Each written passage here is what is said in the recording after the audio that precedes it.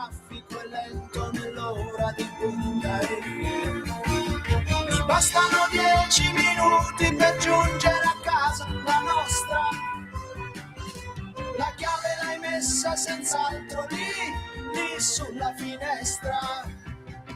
E nel fare le valigie risultano dare qualche cosa di tuo che mi faccia innamorare. Beh, Lucio Battisti aveva la Giulia 1600T, la tiro infinito come veniva chiamata al tempo dagli appassionati, per cui sarebbe arrivato comunque in anticipo sulla sua ragazza da Roma a Milano nel 1970. Amiche e amici miei, ma non dell'avventura, buongiorno!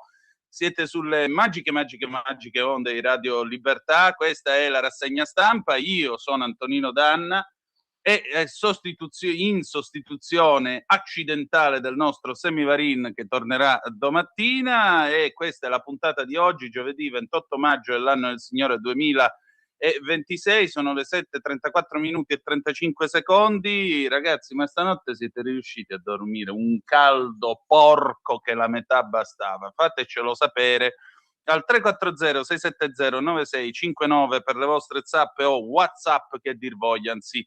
Saluto l'immenso Simone, il nostro pescatore di onde, che dalla regia mi permette di arrivare alle vostre orecchie, se ci seguite sul canale video della radio, anche ai vostri occhi. Vi ricordo come sempre, date il sangue, in ospedale serve sempre, salverete vite umane, chi salva una vita umana salva il mondo intero.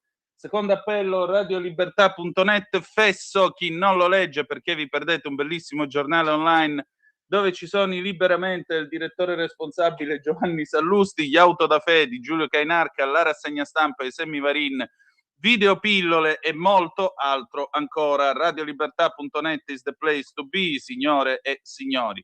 Vi ripeto, 340 670 9659 per le vostre zappe o WhatsApp, il telefono è allo 029294 7222, ma quando lo dirò io, cioè dopo le ore 9, e poi ci ritroveremo alle 11 per una mezz'oretta di Zoom, il drive time in mezzo a Potere al Popolo. Avremo altro spazio telefonico e WhatsApp per commentare le notizie del giorno. Quali sono i temi che troveremo stamattina sui giornali?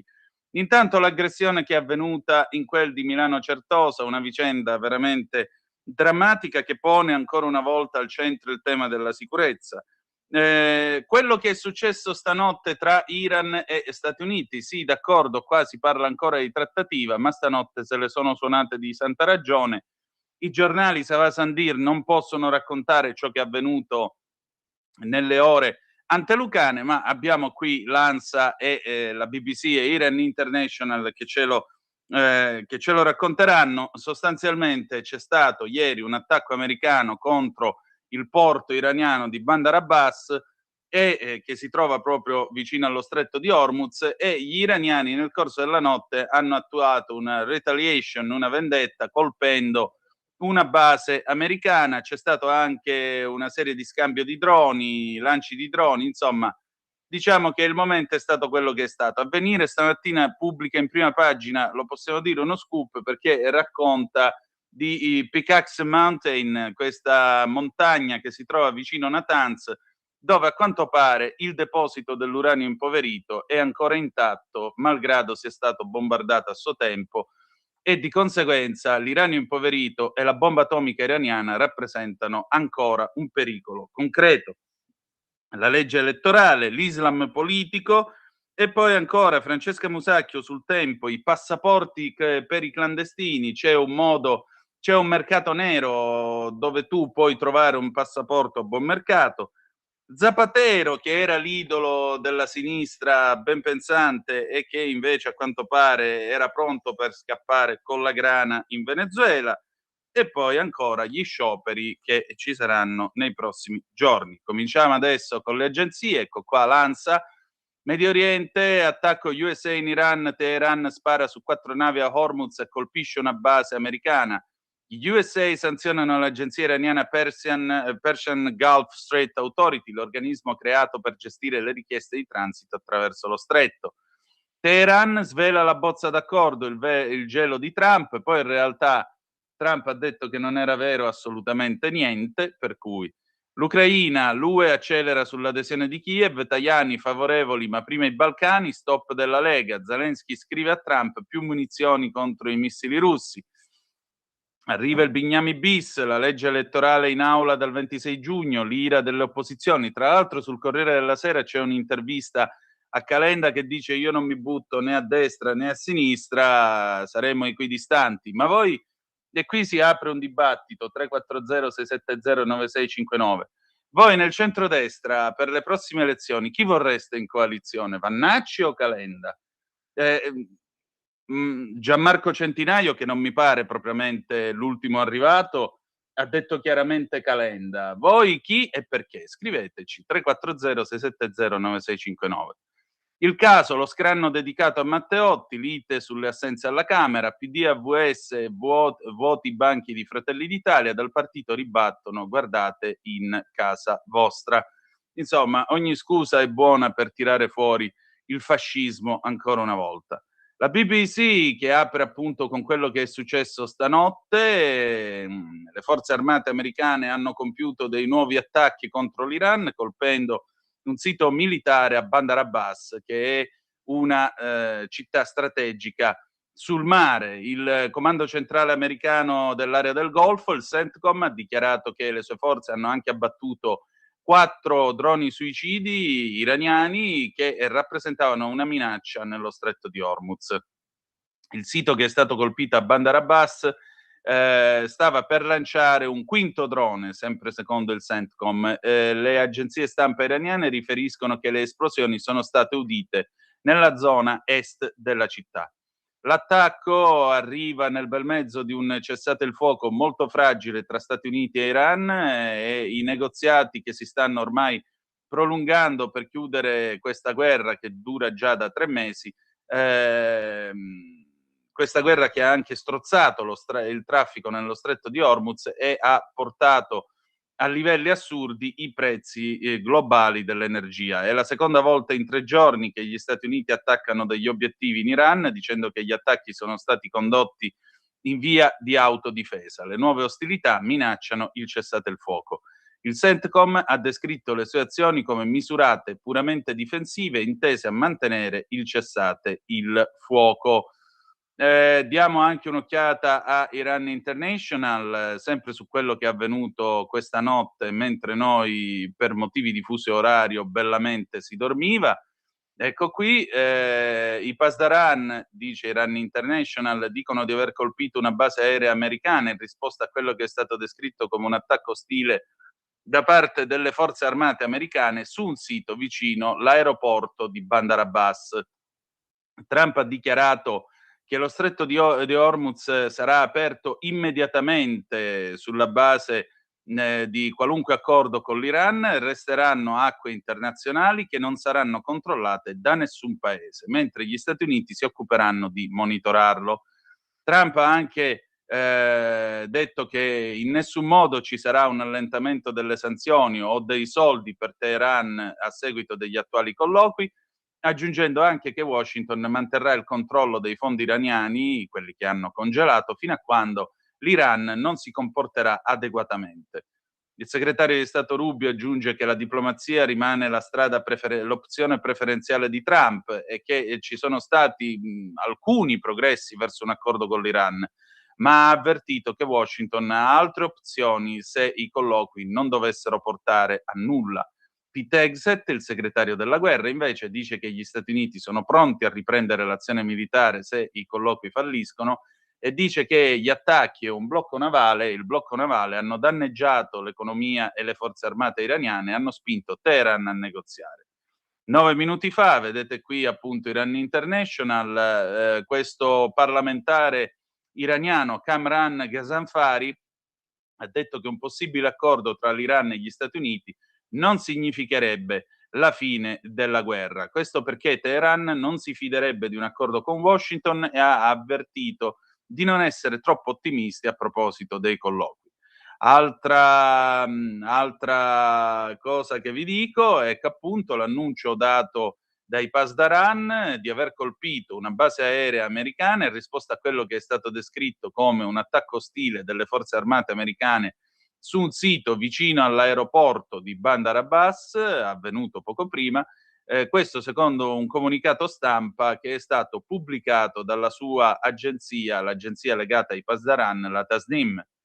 I Pasdaran dicono anche che l'attacco è avvenuto alle 4:50 del mattino, ora locale, più o meno l'1 del mattino, sì, che l'1:50 del mattino dovrebbe essere, in Italia. È servito come un serio avvertimento, aggiungendo che qualunque altra aggressione troverà una risposta molto più forte.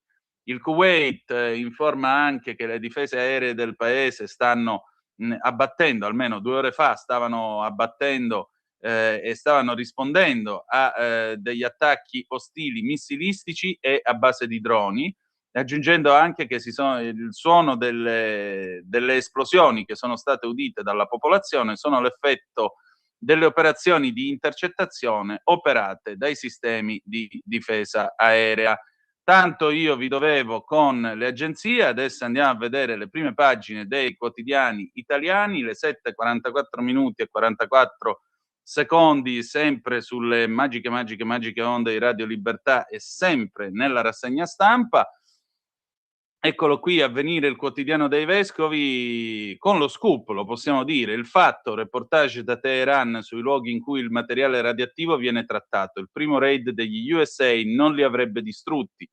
I 2 laboratori segreti, ecco i super bunker dove l'Iran arricchisce l'uranio per la bomba nucleare. Si trovano a 100 metri di profondità sotto la montagna del Piccone e nel complesso militare di Parkin, accesso negato all'Agenzia per l'Energia Atomica. Ecco, io pongo una domanda: e voi negoziereste con gente con serpenti del genere? Io dico di no. Andiamo avanti. Cosa dice appunto il collega Pier Giorgio Pescali da Teheran?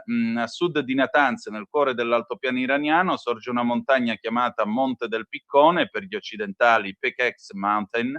Non è alta né pittoresca, ma è divenuto forse il sito più monitorato della geografia nucleare iraniana e nessuno, tranne i tecnici iraniani, c'è mai entrato.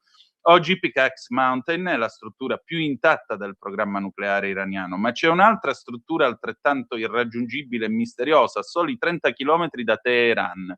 È il complesso militare di Parkin.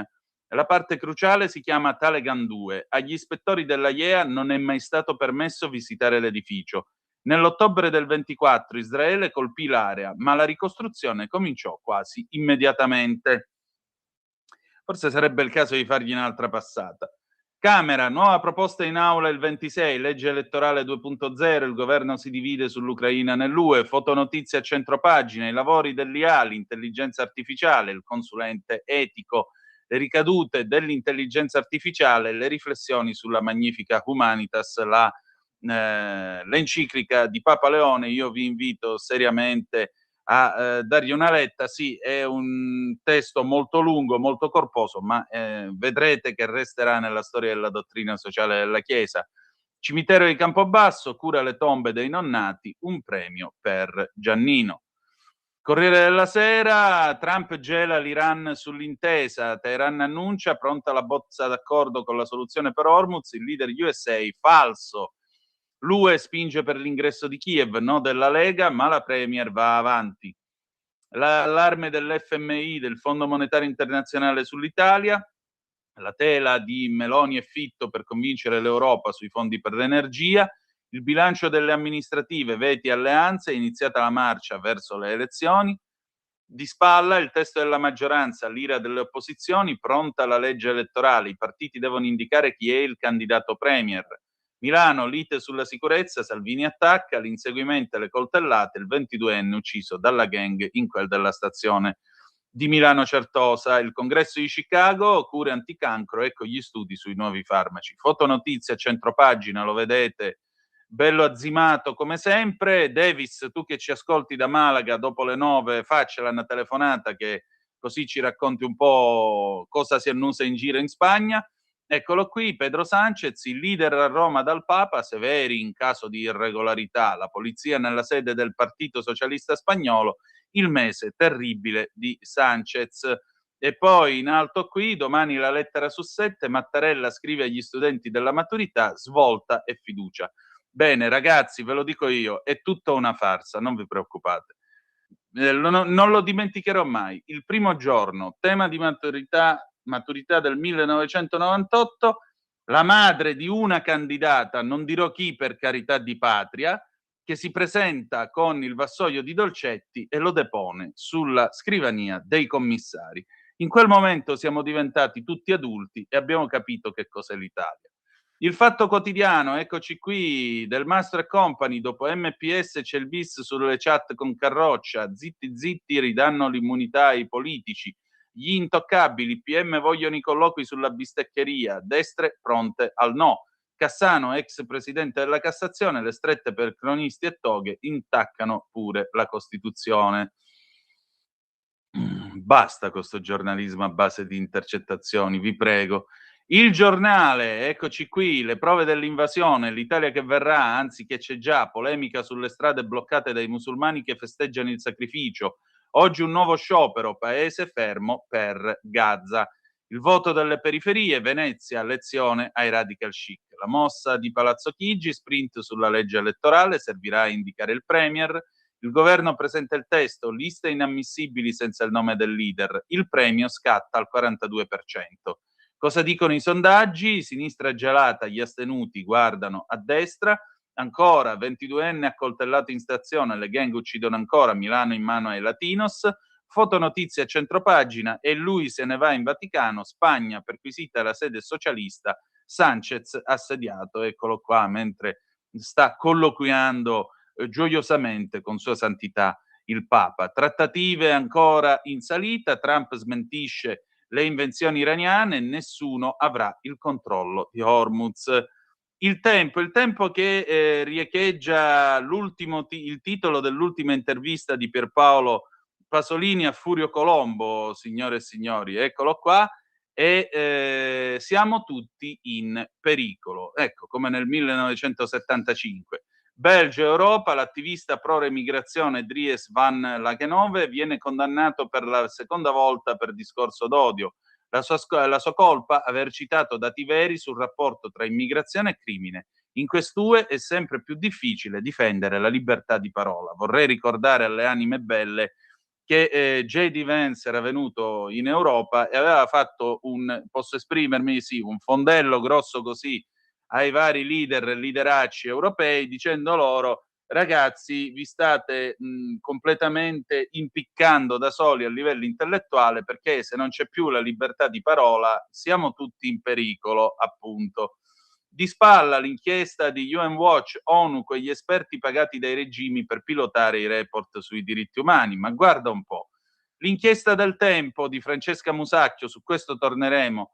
Passaporti falsi per i clandestini, il mercato nero parte dai social, documenti contraffatti di ogni genere sono in vendita online, una rete diffusa che parte dai Balcani e arriva fino a Milano. Fausta De Rossi ancora, bombe, minacce e rilanci anche con l'Iran, la diplomazia vincente di Trump. E poi il momento più divertente della rassegna stampa, il tempo di Osho, Zapatero, questa di oggi è veramente spettacolo, gente, roba fine, Sentite qua.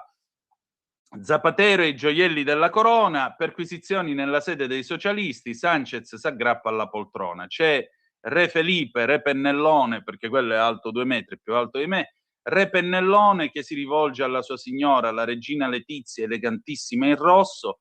Amò, non trovo più la corona. Sai per caso che fine ha fatto? E io che ne so, l'ultima volta che l'ho vista c'è stava a giocare a Zapatero. Date una medaglia a quest'uomo, vi prego. La Repubblica, Milano, ucciso in stazione, caccia una gang di Latinos, ragazzo di 22 anni accerchiato e ferito a morte, gli aggressori sono in fuga, scontro politico sull'ordine pubblico, intervista al sindaco Sala, sulla sicurezza si strumentalizza per propaganda. Dopodiché Gianluca Ibarra Silvera aveva 22 anni e li avrà per sempre. e bocca mia taci che è meglio. Kiev nella UE, governo diviso, a giugno via l'iter d'adesione dell'Ucraina, Tajani, noi d'accordo ma priorità ai Balcani. Il no della Lega, danno enorme, assolutamente contrari. Il PD, Meloni sconfessi, i filorussi. Iran, ecco l'accordo con gli USA, ma la Casa Bianca smentisce. Fotonotizia a centropagina, ancora una volta lui, Pedro il Bello, Pedro Sanchez, Sanchez sotto assedio giudiziario, la Guardia Civile nella sede del PSOE. Secondo me non è più praticamente il meglio di Santa Fe, Pedro, tornerò da te. Non lo vedo bene, mi sa che è meglio se resta in Vaticano e chiede asilo. Il personaggio Cortellesi, donne a 80 anni dal voto, ancora ingiustizie.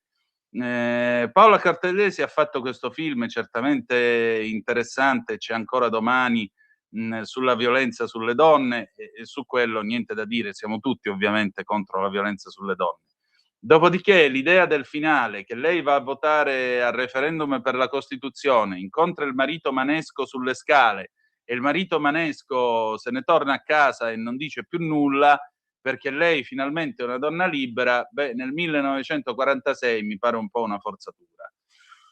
Per come erano gli uomini nel 1946, io temo invece che quel marito Manesco ancora una volta a casa l'avrebbe gonfiata come una zampogna, come si vede nel film. Comunque, è un film meritorio, dategli un'occhiata. Poi vabbè, ci sono altre cose un po' woke, un po' buoniste. Credere che le donne nella Roma liberata del 44-45 parlassero liberamente con i soldati americani di colore. Perfetto, ok, d'accordo, come volete voi. La Stampa, eccoci qui, tensione sull'energia, Meloni, fondi recovery e lo dico perché dopo 20 anni di fascismo in cui avevano fatto faccetta nera, avevano propagandato il peggior razzismo contro i neri, eccetera, eccetera, eccetera, secondo voi andavano a parlare con gente che parlava esclusivamente inglese e gli davano confidenza? Ok. Torniamo a noi. La Stampa, tensione sull'energia, Meloni, fondi recovery per alleggerire le bollette, Bruxelles, dovevate investire sulle rinnovabili, aiuti ai giovani, l'ultimo flop, sprecato il PNRR, l'Italia ha speso meno degli altri paesi, resta penultima nel tasso di occupazione. Fotonotizie centropagina, il cardinale Pizzaballa, Gaza è stato uno spartiacque, c'è differenza tra chi occupa e chi è occupato, no al culto della guerra. Il racconto senza fondi né controlli, il bluff del Board of Peace, il Medio Oriente, Trump, l'Iran, la tregua e il balletto di Hormuz. Pizzaballa può chiedere tranquillamente la tessera di Hamas, già che c'è. La Verità, presi 68 estremisti islamici, c'è chi confessa in cella, lo scrive Giorgio Gandola a pagina 14, l'apertura, che disastro, i miti della sinistra italiana, socialisti con i soldi degli altri. Questo è un gran titolo, ragazzi. Ve lo rileggo perché è bellissimo. Socialisti con i soldi degli altri. Dopo i guai di Zapatero, la Guardia Civile perquisisce la sede del partito di Sanchez a Madrid a caccia di prove sui finanziamenti illeciti. L'idolo di Elli però si incolla alla poltrona. A New York il sindaco Mamdani, in stile Salis, vuole requisire le case a chi le tiene chiuse. In Francia la macroniana presidente della Corte dei Conti studia il prelievo sui depositi bancari per tappare il buco sanitario. Quanta nostalgia veramente di Craxi quando gli dissero di Mario Chiesa e lui disse: io sono qui a occuparmi dei problemi del paese e per colpa di un mariuolo devo stare qua a farmi problemi con un partito che a Milano in 50 anni non ha mai avuto un inquisito. Poi le cose sono andate in maniera... Ci manchi, Bettino.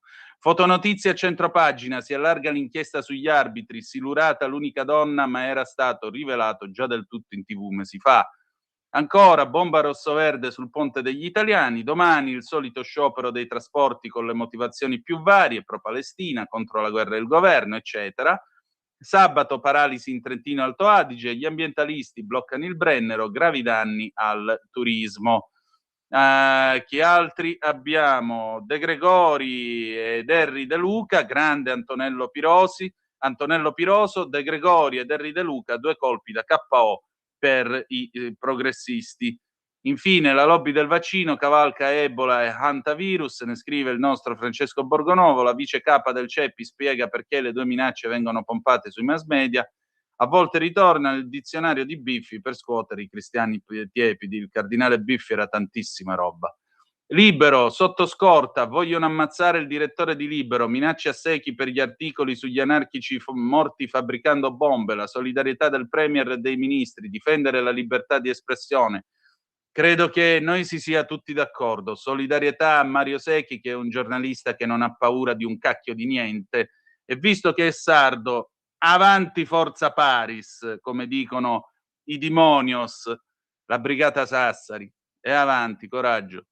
Fotonotizia a centropagina, il mito dei Dem nei guai dopo il caso dei gioielli trovati a Zapatero, Sanchez dal Papa alla polizia nei suoi uffici.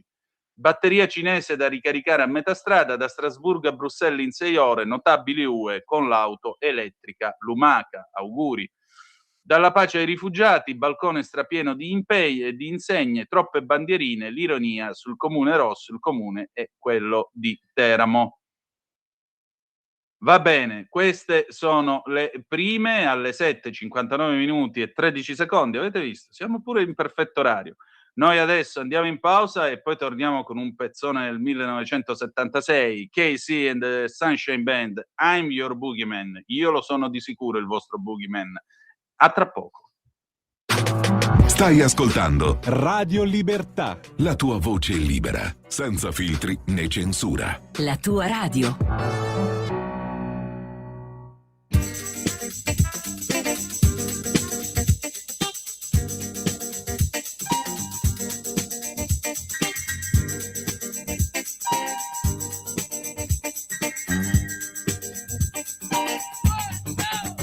I'm your boogeyman, that's what I am.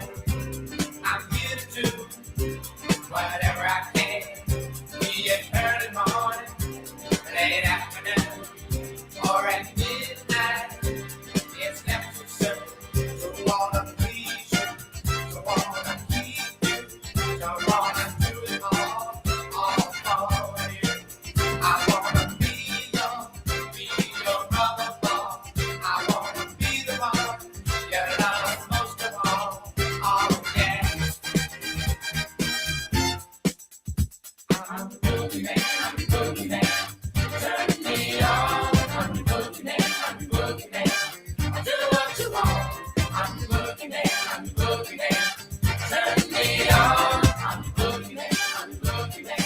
I'll do what you want. I'm your boogeyman. That's what I am. I'm here to do whatever I can. Be it early morning, late afternoon, or at midnight. Oh, it's never too soon. So I wanna take you, so I wanna hold you. I wanna give my all to you. And I want you to completely understand where I'm at and where I am. Oh yeah. I'm the boogeyman, I'm the boogeyman. Turn me on. I'm the boogeyman, I'm the boogeyman. I do what you want. I'm the boogeyman, I'm the boogeyman. Turn me on. I'm the boogeyman, I'm the boogeyman. I do what you want. I'm your boogeyman. That's what I am. I'm here to do whatever I can. Be it early morning, late afternoon, or at midnight. Oh, it's never too soon. I wanna be with you. I wanna be with you. Can we be together? You and me. I wanna see you. Oh, get near you. I wanna love you up from sundown to sun. Oh yeah. Oh yeah.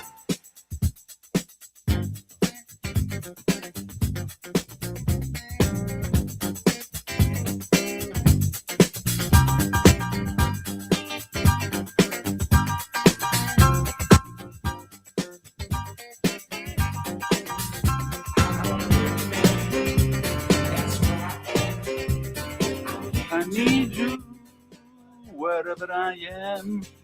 In the morning, late afternoon, on a midnight. Ah, grande KC and the Sunshine Band, le 8:03 in questo momento sulle magiche onde di Radio Libertà. Antonino Danna al microfono con voi per questa rassegna stampa in accidentale sostituzione dell'immenso Sammy Varin che ritroverete domattina. Bella gente, 340 670 9659 se volete dire la vostra attraverso la zappa o WhatsApp, e vedo che già di prima mattina c'è chi zappa e non poco, signore e signori.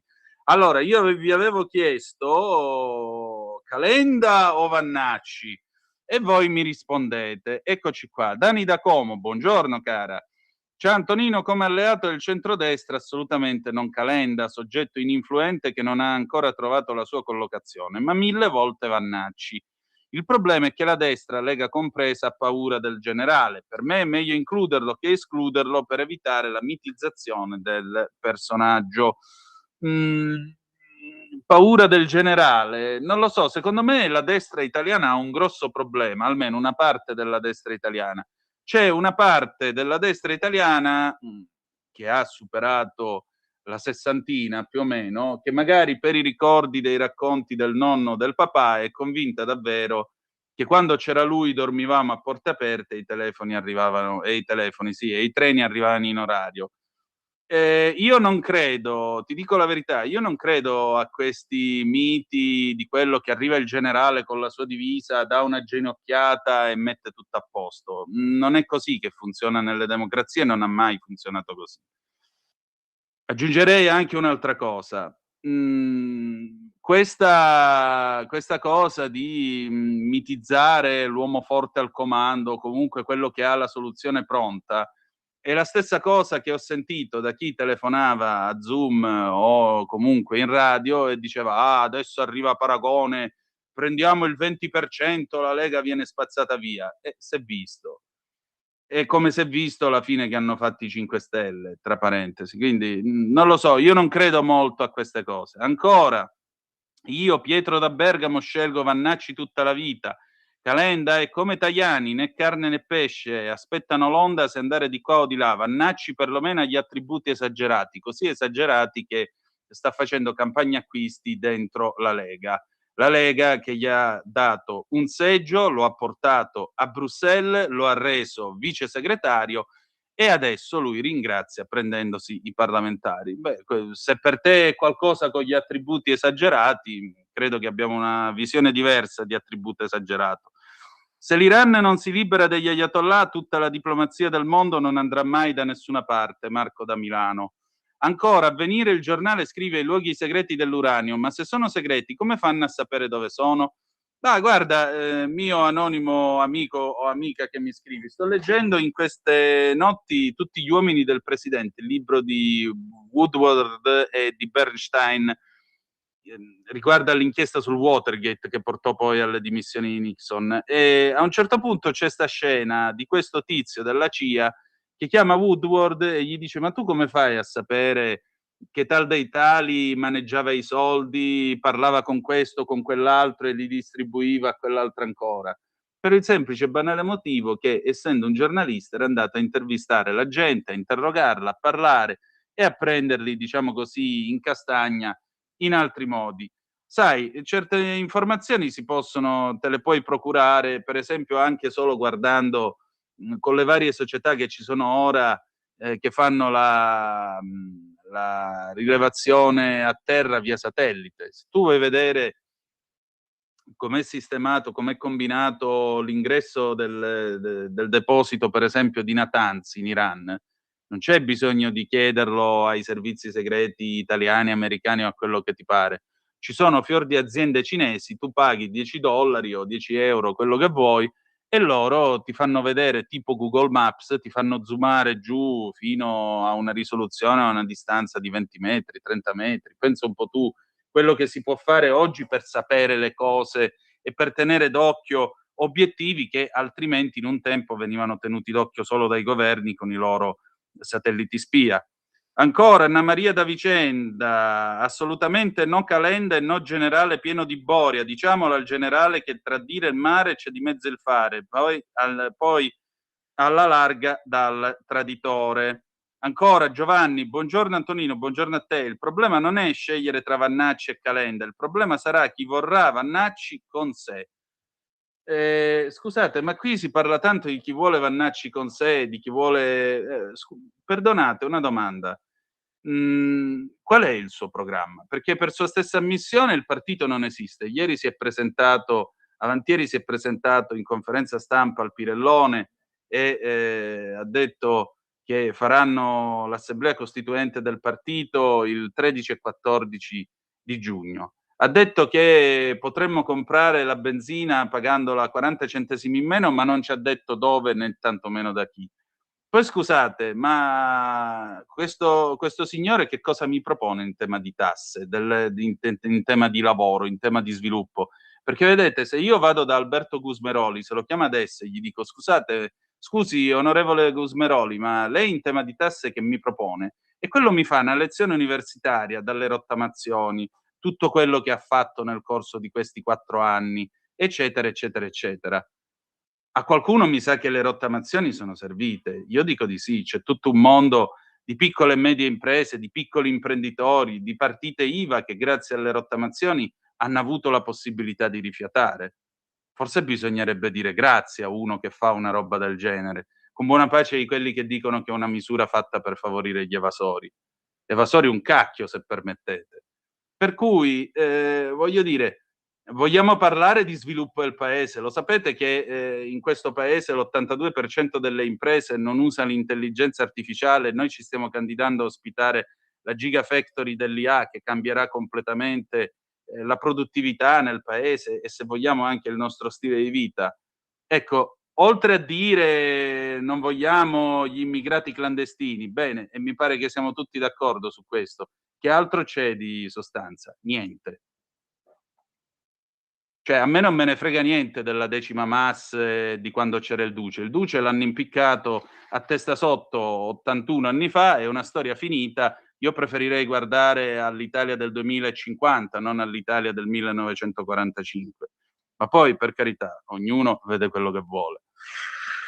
Allora, torniamo a noi adesso, le 8:10 e 24 secondi, Repubblica. Parliamo di quello che è successo a Certosa. Accoltellato da una banda incrociata alla stazione, lo hanno ucciso i Latinos. Gianluca Ibarra Silvera, 22 anni, origine ecuadoriana, aggredito di notte sulla banchina di Certosa, periferia nord milanese.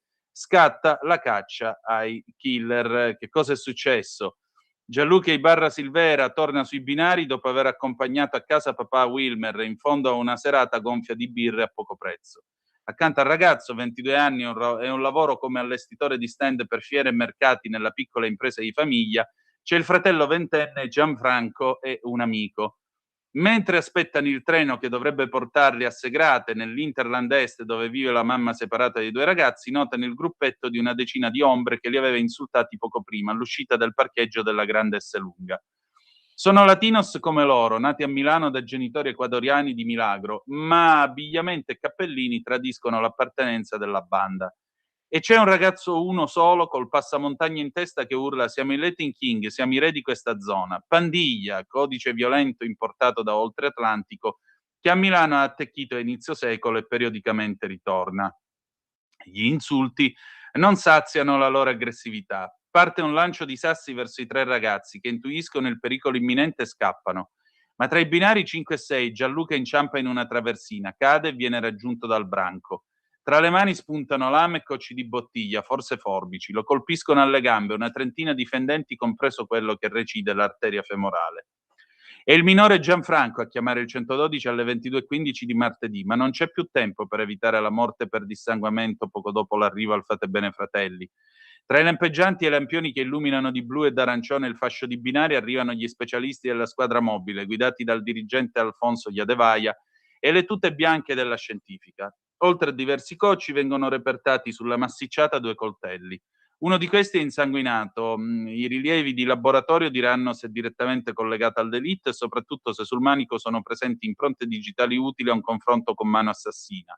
Le immagini delle telecamere che sorvegliano lo scalo, scaricate dagli agenti della Polfer e messe a disposizione degli investigatori, inquadrano il subito prima e l'immediatamente dopo dell'agguato, fino alla fuga in ordine sparso e senza aver rubato nulla. 2 aggressori riescono a prendere un regionale in direzione Treviglio, altri si dileguano verso i vicini quartieri di Quarto Giaro e Villa Pizzone. A descrivere la dinamica e fare i primi nomi è il fratello sopravvissuto, l'amico terrorizzato svanisce nella notte, nonché papà Wilmer e sua moglie Erika.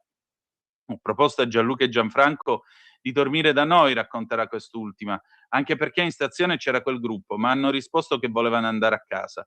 Mio marito ha sentito urlare dalla finestra, ha capito subito che erano i figli, si è alzata ed è corso alla stazione. Gianfranco è riuscito a scappare, se no avrebbero ammazzato pure lui. Gianluca gli ha detto scappa, scappa o ammazzano anche te. L'ultimo gesto di un ragazzo pulito, una sola segnalazione per uno spinello, nel suo passato un grande dolore condiviso da 3 anni con tutta la famiglia, la morte della sorella maggiore mentre stava per partorire una bimba.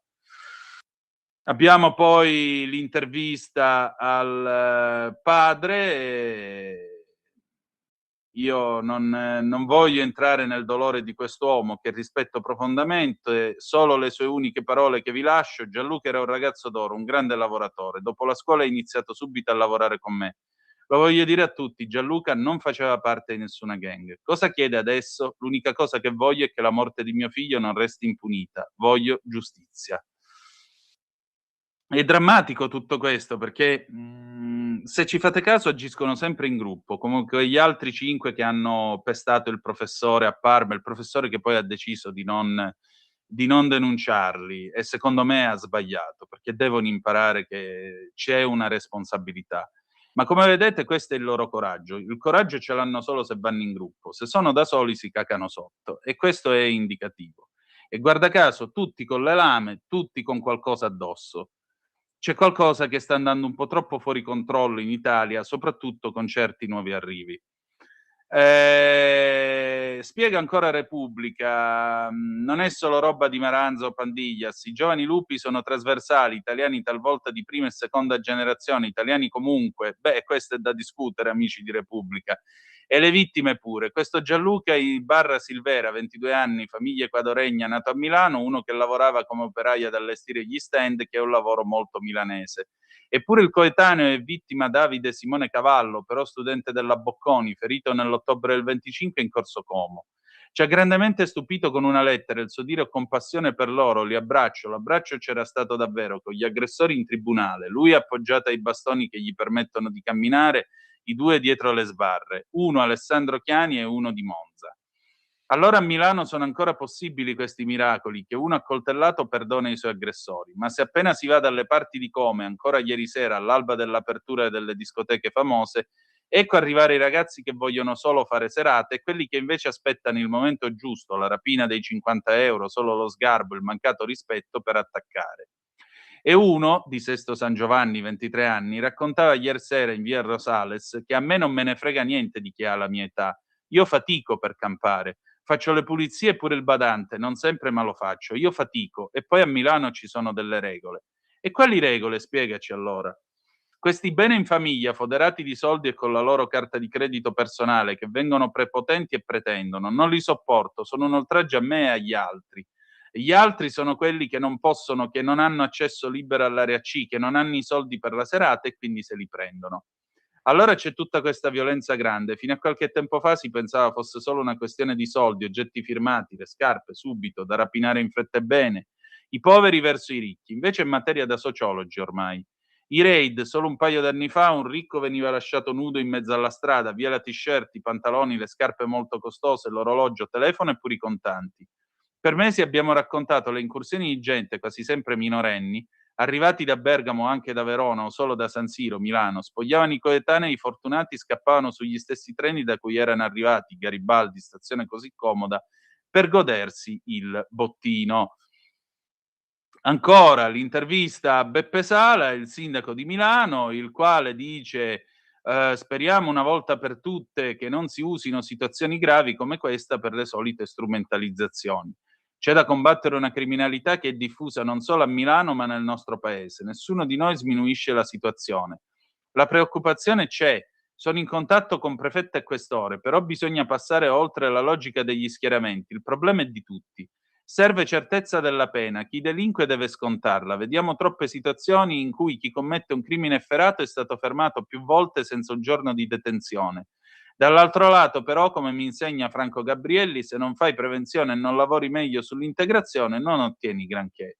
Oh, il sindaco di Milano che dice certezza della pena, signori, incredibile, guardate, veramente incredibile, certezza della pena. Ma certezza della pena non era una roba leghista, fascista, nazista, ista, insomma di destra che non andava bene. Poi io vorrei capire quale certezza della pena che sono dei minorenni e quindi li affidano al riformatorio o li mandano dal prete sociale o li mandano qua o là dove gli fanno la predica, un minimo di atto di contrizione pubblico, oh sì, come mi dispiace, la lettera di scuse e poi la chiudiamo qua e arrivederci alla prossima. Cioè, quale sarebbe la certezza della pena per gente che fa queste cose? E poi ancora, vedete, questa cosa è molto grave, l'invidia del successo altrui, l'invidia del successo sociale. Cioè, se io mi posso permettere l'orologio di un certo tipo perché ho lavorato come un mulo, ho messo i soldi da parte e me la sono comprato, eh no, io te lo devo rapinare. Perché? Perché io faccio una vita di merda, perché io non sono ricco, perché io qua, perché io là.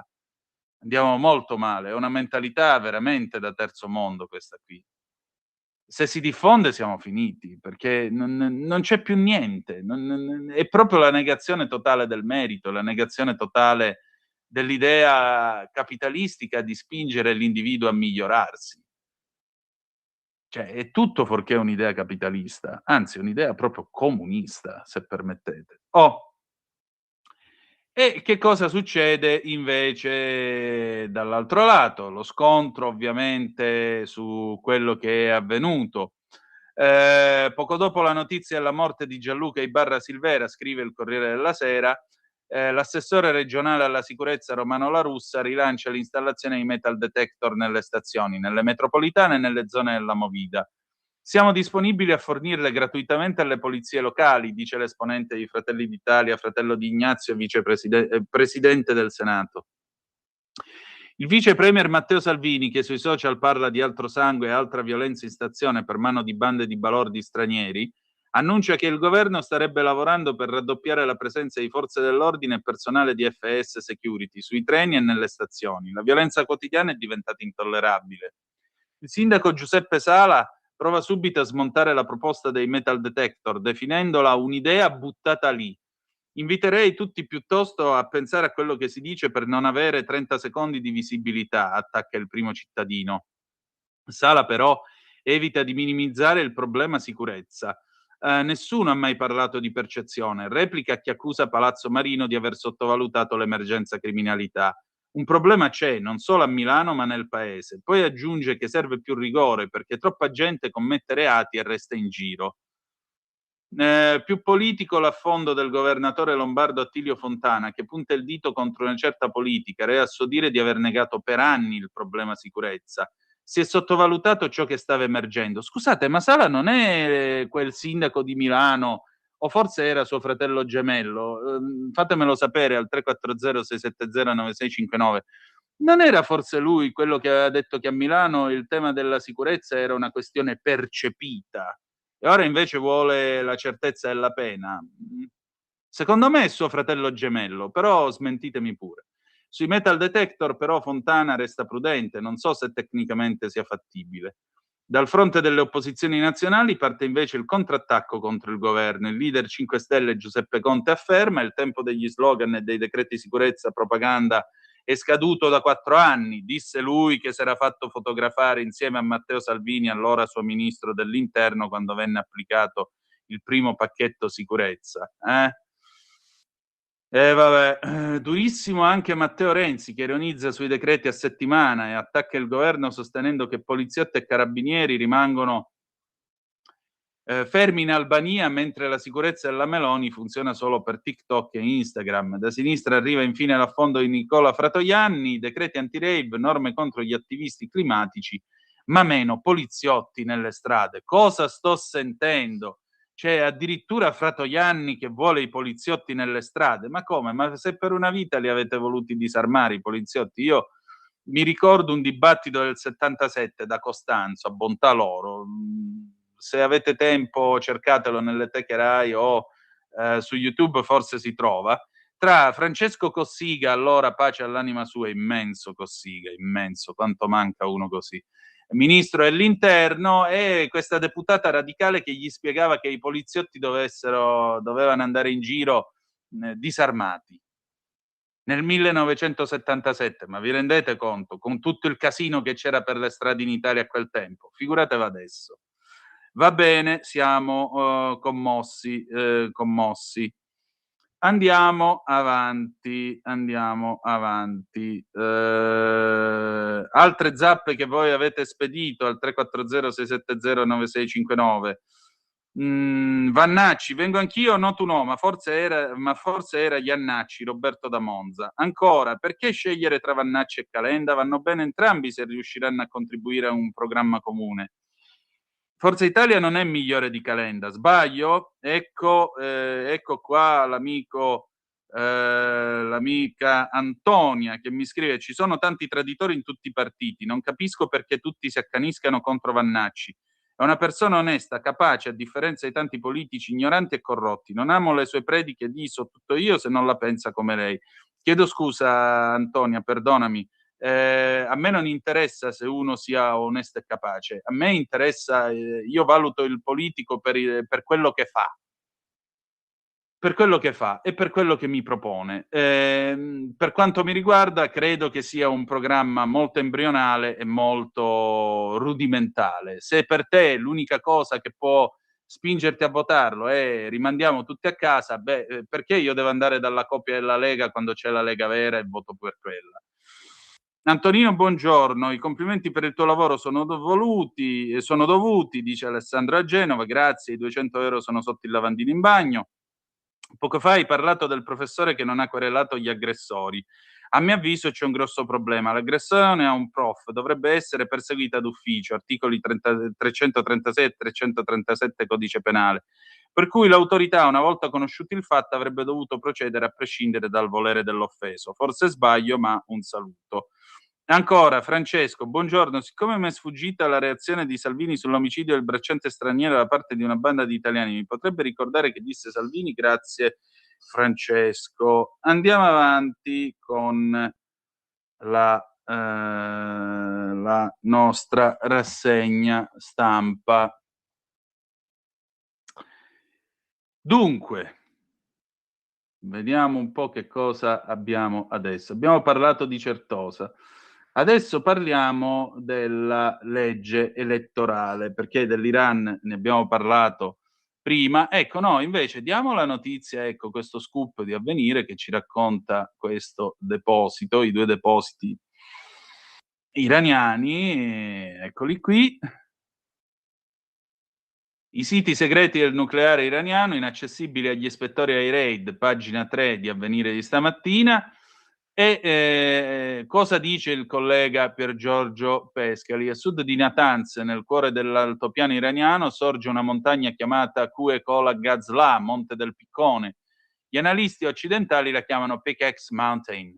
Non è alta né pittoresca, poco più di 1600 metri, ma è diventata forse il sito più monitorato della geografia nucleare iraniana. Nessuno, tranne i tecnici iraniani, ci è mai entrato.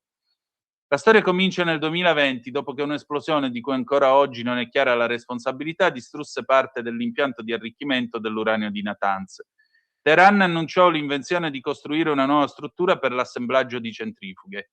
Il sito scelto si trovava appena un paio di chilometri a sud di Natanz, abbastanza vicino logisticamente, ma abbastanza sottoterra da rendere impossibile qualsiasi ispezione esterna. L'Institute for Science and International Security di Washington ha monitorato il cantiere fin dall'inizio, stimando che i tunnel si spingano tra gli 80 e i 100 metri di profondità, abbastanza da resistere ai bunker buster impiegati dagli Stati Uniti nei raid di giugno 2025. Il 22 giugno del 25, nell'ambito dell'operazione Midnight Hammer, le forze americane hanno colpito Fordo, Natanz e Isfahan, infliggendo danni ingenti ai principali impianti di arricchimento, ma Pickaxe Mountain non venne colpita e i lavori, anziché fermarsi, accelerarono. Le immagini satellitari commerciali di Maxar Technologies, Planet Labs ed Airbus Defence and Space hanno documentato tutto. Ingressi rinforzati con cemento armato, muro di sicurezza perimetrale allargato, cumuli crescenti di materiale di scavo. Nell'aprile del 26 i 2 accessi orientali erano stati parzialmente ostruiti con terra e detriti, rendendo inaccessibile senza mezzi pesanti l'entrata all'area, un ostacolo pensato tanto contro i bombardieri quanto contro gli ispettori. L'Agenzia internazionale per l'energia atomica, la IEA, non ha mai avuto accesso al sito. Il suo direttore generale Rafael Grossi ha indicato che qui potrebbe trovarsi parte dell'uranio arricchito al 60% in quantità sufficiente, se ulteriormente lavorato per più ordigni. Con la distruzione degli altri impianti nei raid, oggi Pickaxe Mountain è diventata la struttura più intatta del programma nucleare iraniano. Ma c'è un'altra struttura altrettanto irraggiungibile e misteriosa che si trova a soli 30 km da Teheran. È il complesso militare di Parkin.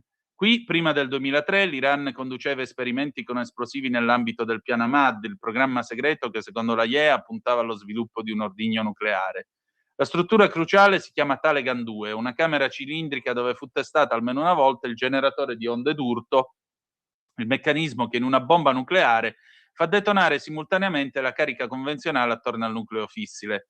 Agli ispettori IAEA non è mai stato permesso visitare l'edificio. Nell'ottobre del 24 Israele colpì l'area, ma le immagini satellitari mostrarono che la ricostruzione iniziò quasi immediatamente. Nei mesi successivi i satelliti documentarono le riparazioni per proteggere il sito, prima uno scheletro d'acciaio, poi un tetto metallico, poi una copertura parziale di cemento, infine nelle immagini di febbraio del 26 la struttura scompare completamente, sepolta da quello che l'Institute for the Study of War ha definito sarcofago di cemento ricoperto di terra. Un bunker costruito sulle stesse fondamenta del vecchio laboratorio per test nucleari, reso invisibile a satelliti e radar. Le cautele sono d'obbligo. L'istituto stesso precisa che sono possibili molti altri scopi non nucleari, ma gli analisti si chiedono perché seppellire sotto cemento un impianto sullo stesso sito dove 20 anni fa si testava il meccanismo di innesco di una bomba atomica? Ecco, bella domanda, bella domanda. Adesso andiamo in pausa alle 8:30 minuti e 5 secondi, ci sentiamo poi il meteo e poi anche un bel pezzo. Renato Zero, Galeotto fu il canotto del 1981 e tra poco. Stai ascoltando Radio Libertà. la tua voce libera, senza filtri né censura. La tua radio.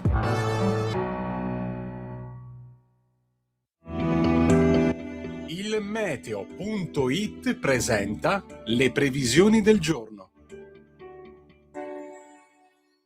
L'anticiclone è sempre ben presente sull'Italia, seppure un pochino meno forte.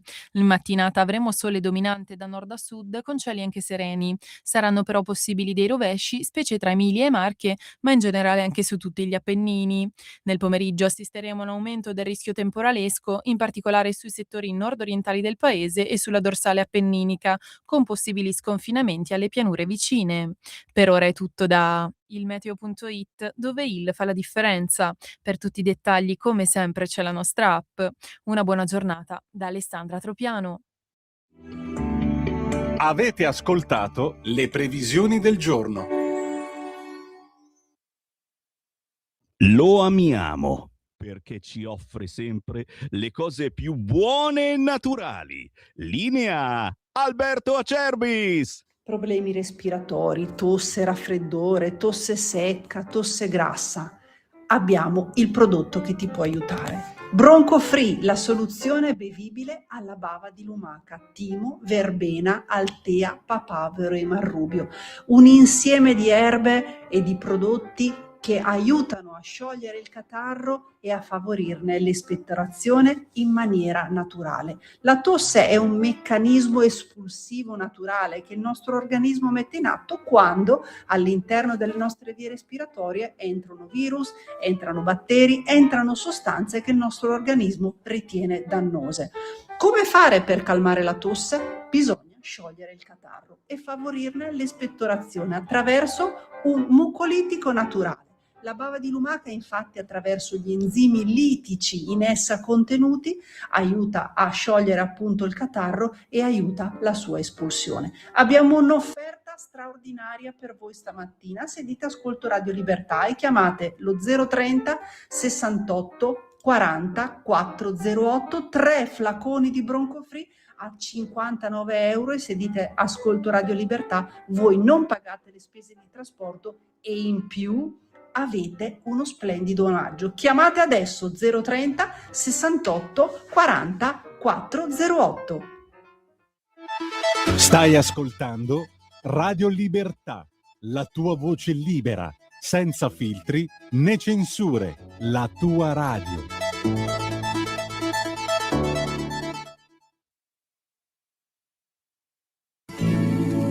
Il cielo è azzurro, il mare è blu, per la merendina ci pensi tu. Partiamo alle 5, torniamo alle 8, affittiamo il canotto.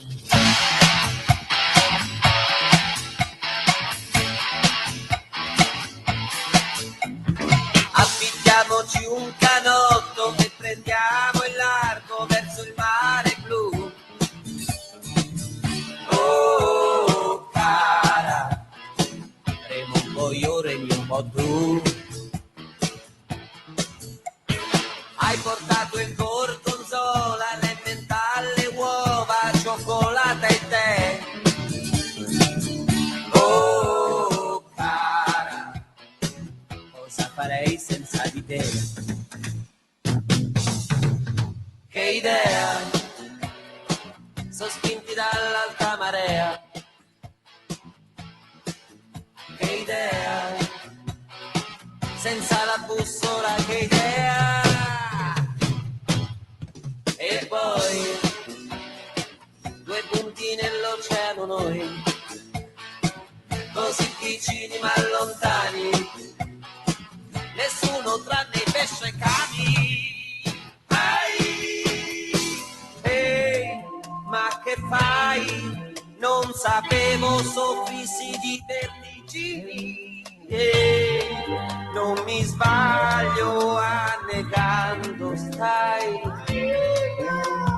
Lasciami dai, perché coinvolgermi?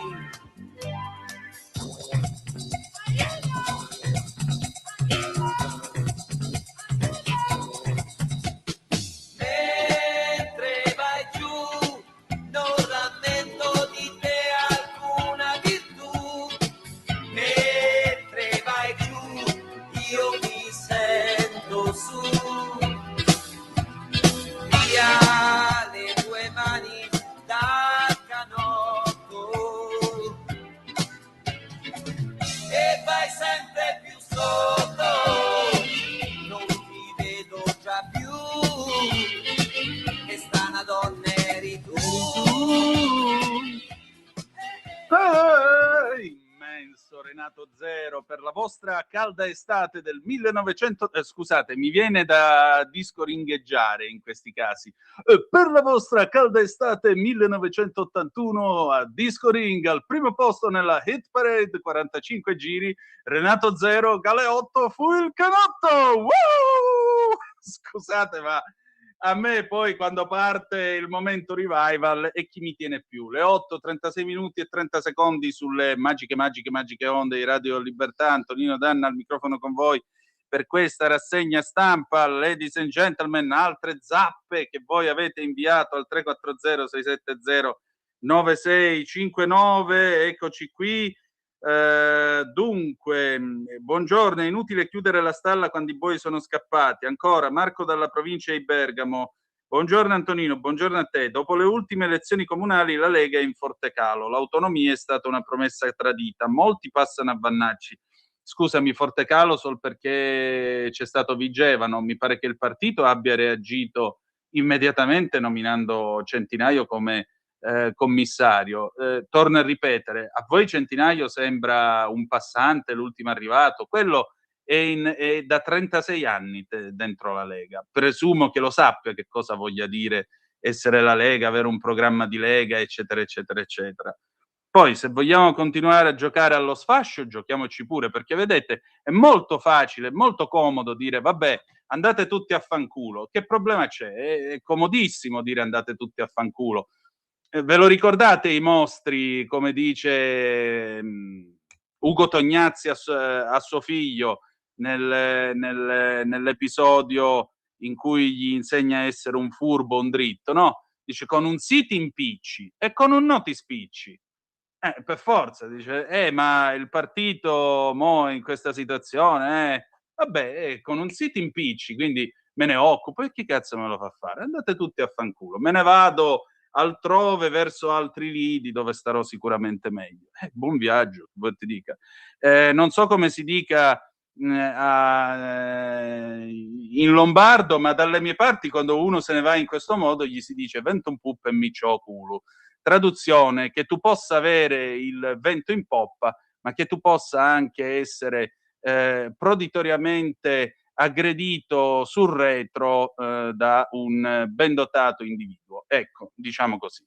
Va bene, adesso, se permettete, torniamo a noi e anche perché alle 8:45 avremo con noi la senatrice Elena Murelli, il piacere di ascoltarla. Lei è sempre molto attenta alla salute, sempre molto attenta a una serie di vicende, tra cui un fatto avvenuto recentemente in quel di Casoria in tema di intolleranza al lattosio, un ragazzo che è morto ad appena 16 anni. Comunque avremo modo di parlarne. Diamo un'occhiata anche a Italia Oggi. Stamattina, mi scuso, mi cospargo il capo di cenere con i colleghi.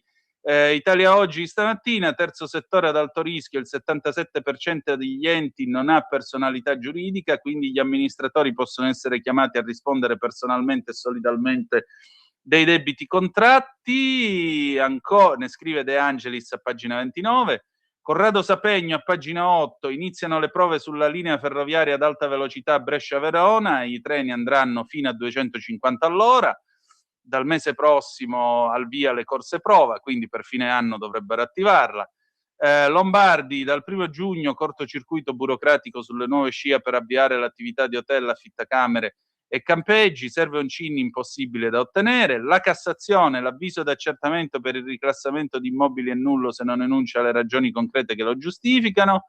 E poi giugno caldo per il fisco con 92 scadenze più IMO, modello 730 e rottamazioni. A proposito di elezioni, visto che ci siamo già sul tema, vi segnalo una cosuzza che è qui il collega Mario Boninsegni intervista Livio Gigliuto, presidente dell'Istituto Piepoli di sondaggi. Il campo largo scopre che sommare sigle non basta, il centro si conferma mobile. Al centrodestra un sospiro di sollievo. E che cosa dice appunto Gigliuto, il presidente dell'Istituto Piepoli? Presidente, Venezia e Reggio Calabria sono due vittorie pesanti per il centrodestra, siamo davanti a un vento nazionale che cambia? Risposta: è un po' tutte e due le cose. È evidente che il centrodestra abbia tirato un sospiro di sollievo, soprattutto vedendo Venezia, perché diciamoci la verità, Reggio Calabria era largamente prevedibile come risultato, Venezia no. A sinistra c'era la speranza di riconquistarla e non era una speranza campata in aria. Alle regionali di pochi mesi fa c'era stato un sostanziale pareggio, anzi il candidato del Campolargo aveva vinto di mezzo punto. Quindi sì, sul piano della narrazione Venezia è un dato molto positivo per il centrodestra. Il campo largo, insomma, funziona solo quando somma voti o quando diventa anche progetto politico riconoscibile? Questo è un problema che hanno entrambe le coalizioni. Riuscire a rappresentarsi come una cosa unitaria. Ovviamente il campo largo lo sente in modo più spiccato, però io non farei una lettura unica. Se andiamo a Prato, per esempio, la performance di Biffoni è molto importante. vince al primo turno. Lì abbiamo visto una coalizione che ha funzionato e ha funzionato piuttosto bene. Però c'è un punto politico. In alcune città il leader locale pesa più del marchio nazionale. Questo è molto interessante. In vari territori, soprattutto al sud, nel mondo del campo largo, alcune leadership finiscono per essere più pesanti del campo largo stesso. Non del PD stesso, del campo largo stesso. Anche mettendo insieme tutte le forze che lo compongono, ci sono personalità più forti del potenziale che il campo largo può esprimere in quelle aree. E lì bisogna capire cosa si vuol fare di queste personalità, lasciarle al loro destino o trovare un percorso per coinvolgerle. Dopo risultati così, nel centrodestra qualcuno può pensare alle elezioni anticipate. Dal punto di vista demoscopico, converrebbe davvero? È molto difficile capire cosa convenga più all'attuale maggioranza, votare subito o tra un anno. Probabilmente le elezioni anticipate non sono particolarmente funzionali alla Presidente del Consiglio e alla maggioranza, ma per una ragione quasi prepolitica, comunicativa. Giorgia Meloni in questi anni ha sempre enfatizzato l'importanza della stabilità. Anche la sua riforma elettorale prende il nome da quel concetto, lo stabilicum, quindi portare a casa l'obiettivo di essere non solo un governo longevo sulla carta, ma che è rimasto stabile per 5 anni. Questo sta dentro, scusate, il racconto di Meloni e del centrodestra. Per questo forse al centrodestra converrebbe andare al voto tra un anno. C'è una formula che massimizza il vantaggio del centrodestra? Collegio uninominale, premio, obbligo per il centro di scegliere prima? La storia ci dimostra che cambiare le leggi elettorali prima del voto non porta particolarmente bene a chi prende questa decisione, ma soprattutto non esiste una legge elettorale che ti garantisca la vittoria. Ti garantisce la vittoria il consenso. Non c'è una legge che funziona meglio di un'altra per il centrodestra o per il campo largo. C'è un tema di contesto, semmai. Se si facesse una riforma capace di assegnare una maggioranza salda a uno dei due blocchi, forse al centrodestra potrebbe convenire, perché alla Presidente del Consiglio conviene di più vincere o perdere.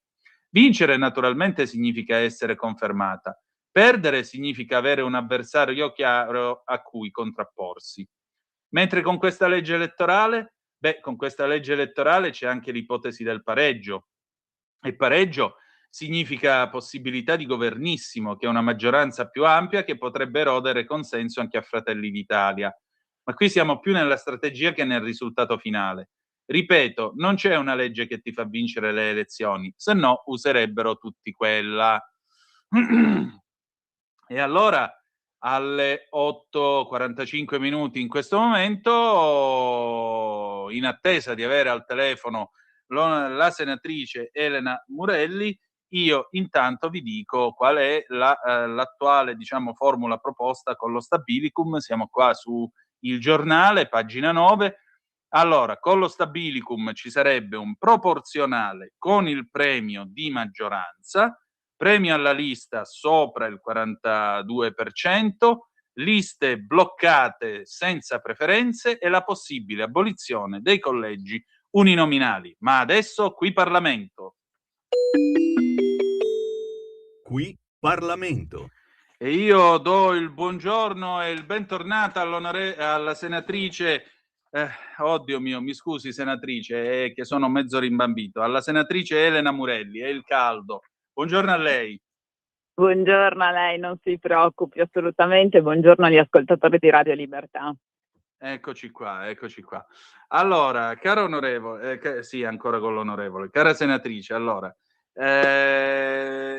lei che appunto è capogruppo in Commissione Sanità, Lavoro e Affari Sociali in quel del Senato, si occupa della vicenda della morte di un ragazzo di appena 16 anni a Casoria a causa di un'intolleranza alimentare.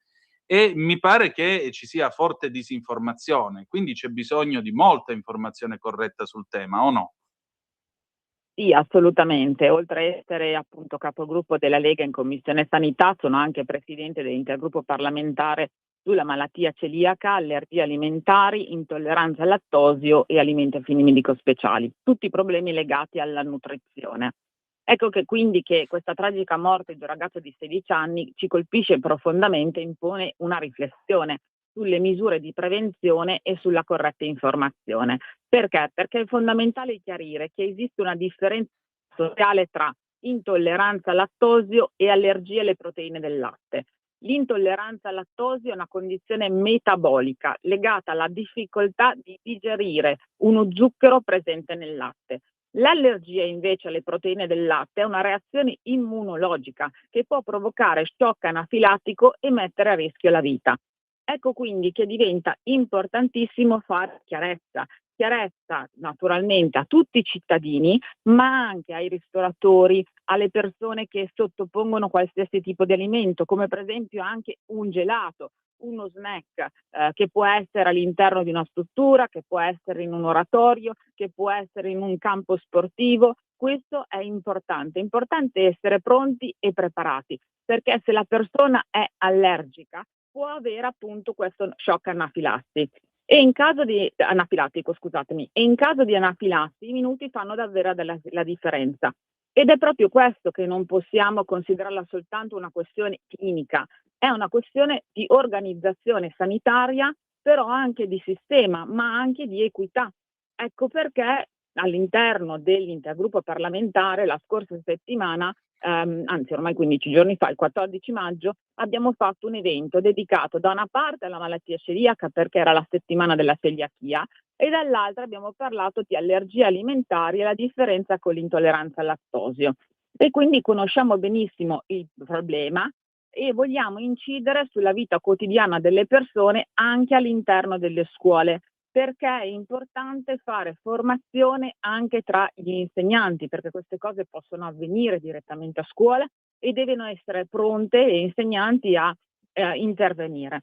E per chi vive con questo rischio non può avere una vita sociale tranquilla, non può muoversi per motivi di studio, per motivi di lavoro, ma anche solo esclusivamente per turismo. Capite bene che siamo in Italia, la cosa più bella che amiamo è sederci a tavola e mangiare. Perché allora non possiamo condividere questa situazione con tutti senza che le persone abbiano la paura, il timore di avere delle reazioni allergiche? Ecco, quindi è importante fare formazione ed informazione. Che cosa stiamo facendo come intergruppo? Da una parte abbiamo presentato un disegno di legge sulla malattia celiaca, che è quella un'altra malattia autoimmune che riguarda 286.000 persone in Italia e abbiamo presentato questo disegno di legge che conteneva un po' tante cose, tra cui la circolarità dei buoni sul territorio nazionale. E quello invece è stato ottenuto, abbiamo presentato un emendamento in legge di bilancio che è stato approvato, l'articolo 77, e quindi appena il decreto attuativo è scritto permetterà direttamente alle persone di acquistare gli alimenti senza glutine su tutto il territorio nazionale, cosa che adesso non era possibile, potevi acquistarle all'interno della tua regione o addirittura all'interno della tua provincia. Per invece le allergie alimentari, l'intolleranza al lattosio, ci sono 2 mozioni presentate e un disegno di legge. Un disegno di legge sull'intolleranza al lattosio per fare formazione e informazione dei ristoratori e dall'altra la mozione per andare invece a fare formazione a livello istituzionale per dire dobbiamo intervenire. La nostra idea è quella anche direttamente di andare a presentare un emendamento tale per cui posso direttamente andare a garantire la formazione e la consapevolezza sull'allergia alimentare, costruire dei protocolli chiari e fare in modo che possiamo intervenire nella vita quotidiana delle persone, garantendo quello che è il sistema per cui una persona che ha uno shock anafilattico si possa intervenire tempestivamente. Ecco perché vogliamo garantire maggiore serenità a queste persone, sapendo che tutti i cittadini sono informati e il sistema è in grado di proteggerle. Molto bene, senatrice. Senta, quali saranno ora i suoi prossimi impegni? Allora, il prossimo impegno è il DL 623 sulla malattia celiaca non è finito, oltre a questo articolo 77 legge di bilancio era costituito anche di tutta la parte di formazione e informazione dei cittadini all'interno delle scuole, all'interno dei media, nelle scuole agroalimentari, in modo tale che anche i futuri ristoratori, camerieri, chi lavora nel settore Horeca sia informato. E quella è un disegno di legge che è in commissione e sta andando avanti. In legge di bilancio abbiamo messo 1 milione di euro. Il MEF ha appena restituito la relazione tecnica al Ministero della Salute con delle osservazioni. Dobbiamo integrarle, rinviare al MEF la relazione e poi si spera arrivi in commissione per l'approvazione. Per quanto riguarda invece le altre 2 proposte, abbiamo un evento il 25 di giugno sugli alimenti a fini medico-speciali, perché quelli invece riguardano la nutrizione medica di persone che hanno problemi nutrizionali come i malati oncologici o malati con malattie metaboliche, e abbiamo uno studio economico dell'impatto di questi alimenti come alimenti salvavita che verrà presentato il 25 di giugno e poi faremo un evento nazionale il 22 di settembre. Invece dal punto di vista legislativo, come dicevo prima, abbiamo una mozione che stiamo cercando di calendarizzare in aula, perché il Senato, a differenza della Camera, purtroppo le mozioni vengono calendarizzate non con regolarità, vengono calendarizzate ogni tanto, diciamo. Infatti a gennaio ne abbiamo fatta una unitaria sull'immigrazione, la scorsa settimana ne abbiamo votata una sull'agroalimentare e ne abbiamo votato un'altra sugli impianti, sulle energie rinnovabili e quindi capite bene che il lavoro non è così regolare perché abbiamo decreti disegni di legge che invece a cui viene data naturalmente giustamente la priorità. All'interno delle commissioni invece le mozioni non vengono trattate. Per quanto riguarda invece il disegno di legge sulle intolleranze alimentari, quello non è calendarizzato, per cui dovrò insistere con il Presidente di Commissione per poterlo discutere in Commissione. Comunque andiamo avanti, all'interno del nostro intergruppo fanno parte le associazioni dei pazienti che trattano tutte e 3 le tipo di problematiche.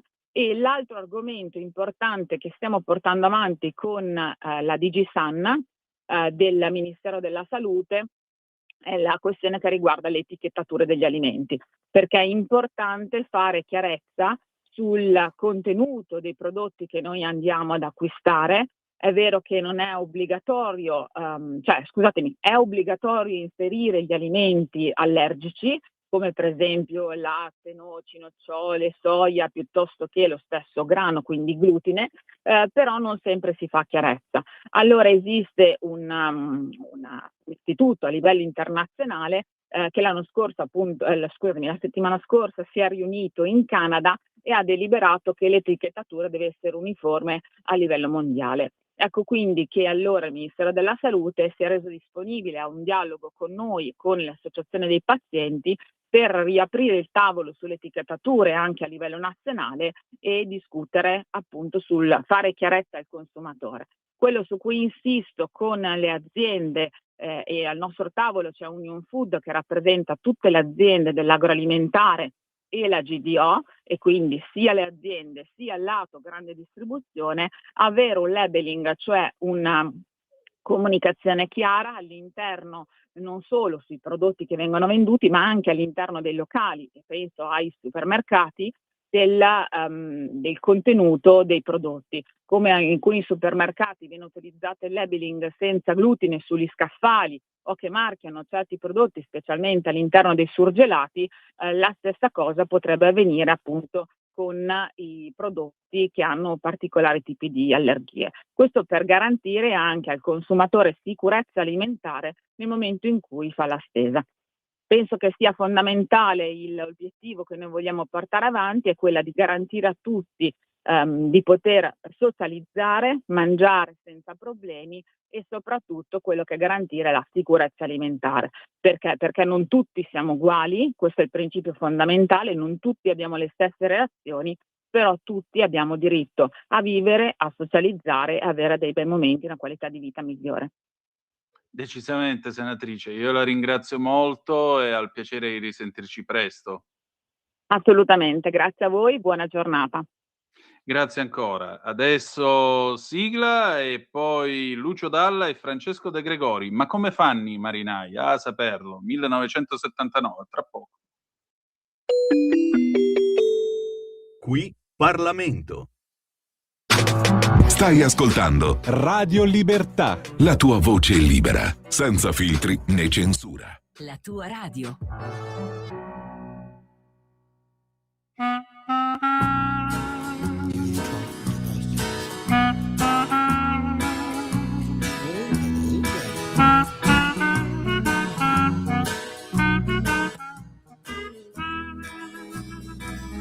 Ma dove vanno i marinai con le loro giubbe bianche, sempre in cerca di una rissa o di un bazar? Ma dove vanno i marinai con le loro facce stanche, sempre in cerca di una bimba da baciare? Ma cosa fanno i marinai quando arrivano nel porto? Vanno a prendersi l'amore dentro al bar. Qualcuno è vivo per fortuna, qualcuno è morto, c'è una vedova da andare a visitare. Ma come fanno i marinai a riconoscere sempre uguali, sempre quelli all'equatore, al polo nord? Ma come fanno i marinai a baciarsi fra di loro, a rimanere veri uomini però? Intorno al mondo senza amore, come un pacco postale, senza nessuno che gli chiede come va. Col cuore appresso una donna senza cuore, chissà se ci pensano ancora, chissà. Ma dove vanno i marinai, mascalzoni imprudenti, con la vita nei calzoni, col destino in mezzo ai denti, sotto la luna puttana del cielo che sorride? Come fanno i marinai con questa noia che li uccide, tormentati sopra un ponte in fondo a un malincuore? Sognano un ritorno, smaltiscono un liquore, affaticati dalla vita piena di zanzare. Che cosa gliene frega di trovarsi in mezzo al mare, a un mare che più passa il tempo e più non sa di niente, su questa rotta inconcludente da Genova a New York? Ma come fanno i marinai a fare a meno della gente e rimanere veri uomini però? E intorno al mondo senza amore, come un pacco postale, senza nessuno che gli chiede come va. Col cuore appresso a una donna senza cuore, chissà se ci pensano ancora, chissà.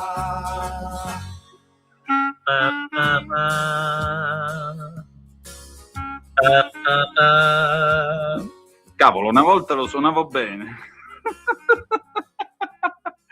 Amiche e amici miei, ma non dell'avventura, alle 8:59 minuti e 42 secondi dall'album Banana Republic del 1979, Lucio Dalla e Francesco De Gregori che cantano Ma come fanno i marinai. Questo fu un bellissimo album che tra l'altro rappresentò la fine della grande paura degli anni 70 per gli eventi pubblici, segnatamente appunto i concerti. Vi vorrei ricordare che proprio nel febbraio, se non sbaglio, del 76, 50 anni fa, in un drammatico concerto di Francesco De Gregori, non si è mai capito bene, insomma si parlò di una pistola tirata fuori da qualcuno, De Gregori smise di fare concerti e più o meno fino alla grande tournée di Banana Republic non solo non si organizzarono grandi concerti nel nostro paese, ma per giunta i grandi artisti stranieri snobbarono completamente l'Italia. Vi vorrei ricordare che era anche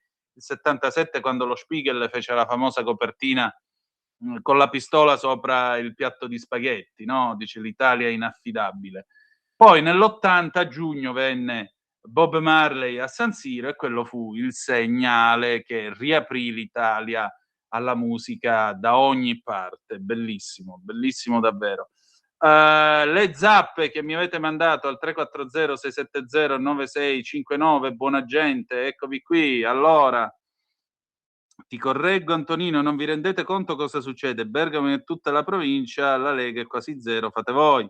Ancora, Mauro Filosofo, ciao Antonino, purtroppo un calo di consensi c'è stato anche a Venezia, bisogna lavorare perché che Alleanza Verdi e Sinistra ci superi, seppur di poco, mi fa arrabbiare. Quindi sulle maniche tutti al lavoro, cari militanti. Probabilmente Vannacci farà il botto con i voti, sarà il Farage italiano. Questo governo è stato troppo molle su immigrazione e criminalità.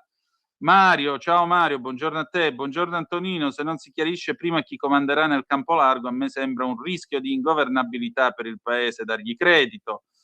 Poi chi è qualcuno che non si firma ma mi fa una lunga predica dicendo caro Antonino mi permetta di farle una cordiale critica, s'accomodi, il mio parere è demonizzare Vannacci. No, ma io non demonizzo proprio nessuno, Anziché capire le motivazioni le quali raccoglie un vasto consenso, è un grave errore. Le motivazioni per lei sono sono molto semplicistiche. Non è solo basate sull'ordine e la sicurezza, ma sulla razionalità della politica, evitando tutti i riti del politichese per giustificare il non raggiungimento delle promesse elettorali. Da Roma ladrona a Roma capitale un attimo. Ecco, vedi quando io dico quelli che sognano il generale che arriva e tira la ginocchiata. Mi spiace dirti una cosa, caro interlocutore anonimo. La politica è l'arte del possibile e si basa sul compromesso. Non esiste una politica che arriva a quello e salta, come dici tu, i riti del politichese. Non funziona così. Non funziona così. Pure gli altri dovevano aprire il Parlamento come una scatola di tonno. Si è visto che è successo.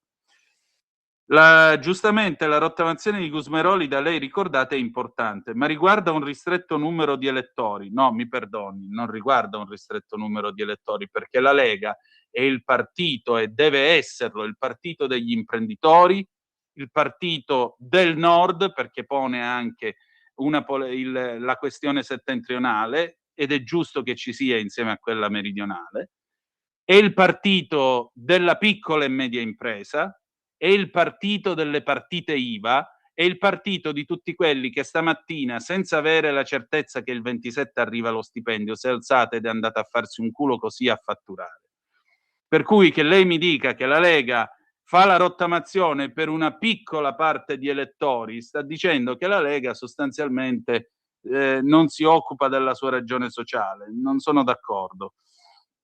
Bene rottamare, ma se poi la maggior parte delle persone non può più circolare di sera nelle città, è chiaro che è un tema molto più diffuso e sentito. Perdonate.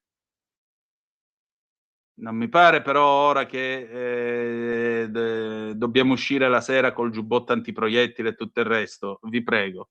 Proporre più forze dell'ordine quando poi queste non possono difendersi rasenta la demagogia. E quindi la soluzione quale sarebbe se non possiamo proporre più forze dell'ordine? Cosa dobbiamo fare? Dobbiamo mettere i carri armati per le strade? Dobbiamo dare ai soldati la possibilità di sparare a vista, di chiedere la parola d'ordine il chi va là? Questa sarebbe una democrazia? Per quanto riguarda il tradimento, mi permetto di esporle un dato. In Lombardia il candidato della Lega, Silvia Sardone, ha raccolto circa 30.000 preferenze, il generale Vannacci 125.000, 4 volte di più. Quindi la differenza è principalmente da attribuire al generale ed è il delta che ha consentito alla Lega di non sfigurare. Sì, però Silvia Sardone è rimasta dentro la Lega a fare la vice segretaria. Vannacci no. Quindi questa è la differenza. Allora, torniamo a noi. Sentite, facciamo un accordo, siccome sono già le 9:05, io vi dico 3 cose, 3, e poi apriamo il telefono allo 0292947222. Giulia Sorrentino, collega che ha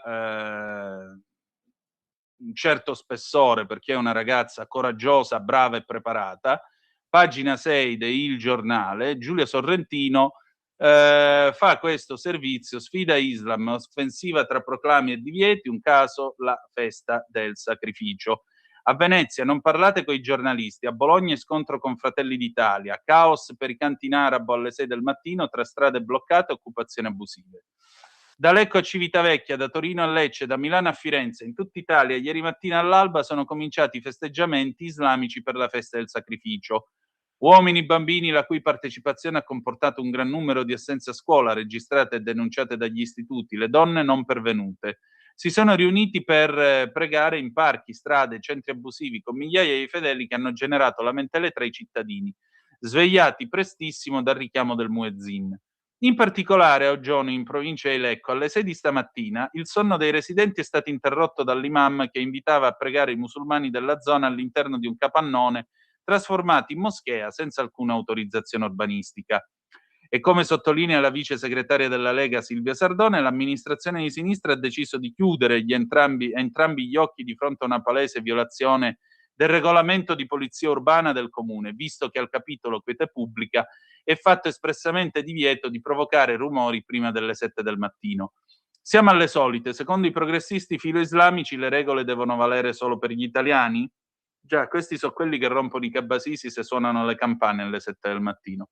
A Civitavecchia invece l'amministrazione cittadina ha pensato bene di bloccare il traffico per consentire la preghiera islamica, senza tenere in considerazione il disagio che ciò avrebbe provocato agli abitanti della zona. A Monfalcone un vero e proprio exploit, con circa 6.000 fedeli che si sono radunati negli stessi spazi della diocesi in cui lo scorso anno avevano velato la statua di Gesù.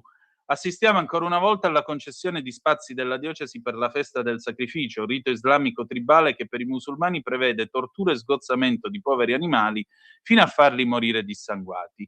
Questa concessione di spazi nei confronti di chi crede in questo tipo di pratiche corrisponde a una retrocessione inaccettabile e una legittimazione di comportamenti intollerabili.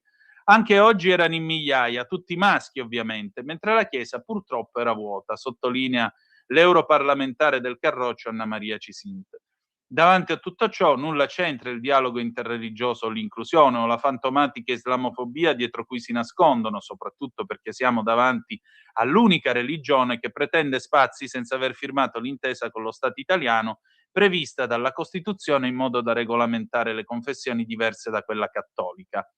Ma l'UCOI, Unione delle Comunità Islamiche Italiane, sempre così attenta a ogni dettaglio che li riguarda, sembra aver dimenticato unicamente questo aspetto, che però ha una sua centralità.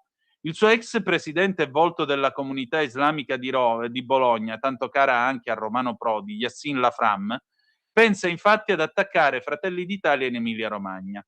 Respingiamo con forza il tentativo di trasformare i musulmani dell'Emilia-Romagna e i loro luoghi di preghiera in sospetti collettivi. Le moschee non sono polveriere, in risposta alla meloniana Marta Evangelisti, che aveva parlato di polveriera riferendosi all'Emilia-Romagna e agli ultimi casi di Modena e Reggio Emilia. Ma non è l'unico a passare all'attacco, perché a prendere posizione passando all'offensiva sono pure i musulmani della comunità di Verona. Sui social e sui loro gruppi circola infatti il manuale dell'islamico se viene intercettato dai giornalisti. Richiesta di avvertimento a fratelli e sorelle musulmane residenti nella zona di Venezia e Mestre nella situazione attuale. Se qualche giornalista italiano, e sottolineano italiano, nota della redattrice, cioè della nostra Giulia Sorrentino, rappresentante dei media o sconosciuto volesse intervistarvi sulla moschea, attività islamiche o questioni personali, si prega di considerare attentamente la questione. E poi il divieto: non rilasciate dichiarazioni o video senza autorizzazioni e consultate la moschea o i responsabili. Predicano il dialogo ma non lo praticano, così come si evince dalla volontà di fuggire dai giornalisti italiani che cercano di mostrare anche il volto dell'Islam che loro tentano di nascondere. Rabbrividiamo, avrebbe detto Marina Massironi nei Bulgari, e purtroppo qui stavolta non c'è da ridere. Brava Giulia, come sempre coraggiosa e alla grande. Allora, zappe non ne sono arrivate, andiamo avanti con l'altra cosa che vi volevo dire. Mi dispiace che oggi non possiamo chiudere con un po' di cabaret, cioè con una notizia divertente, perché purtroppo notizie divertenti non ce ne sono stamattina.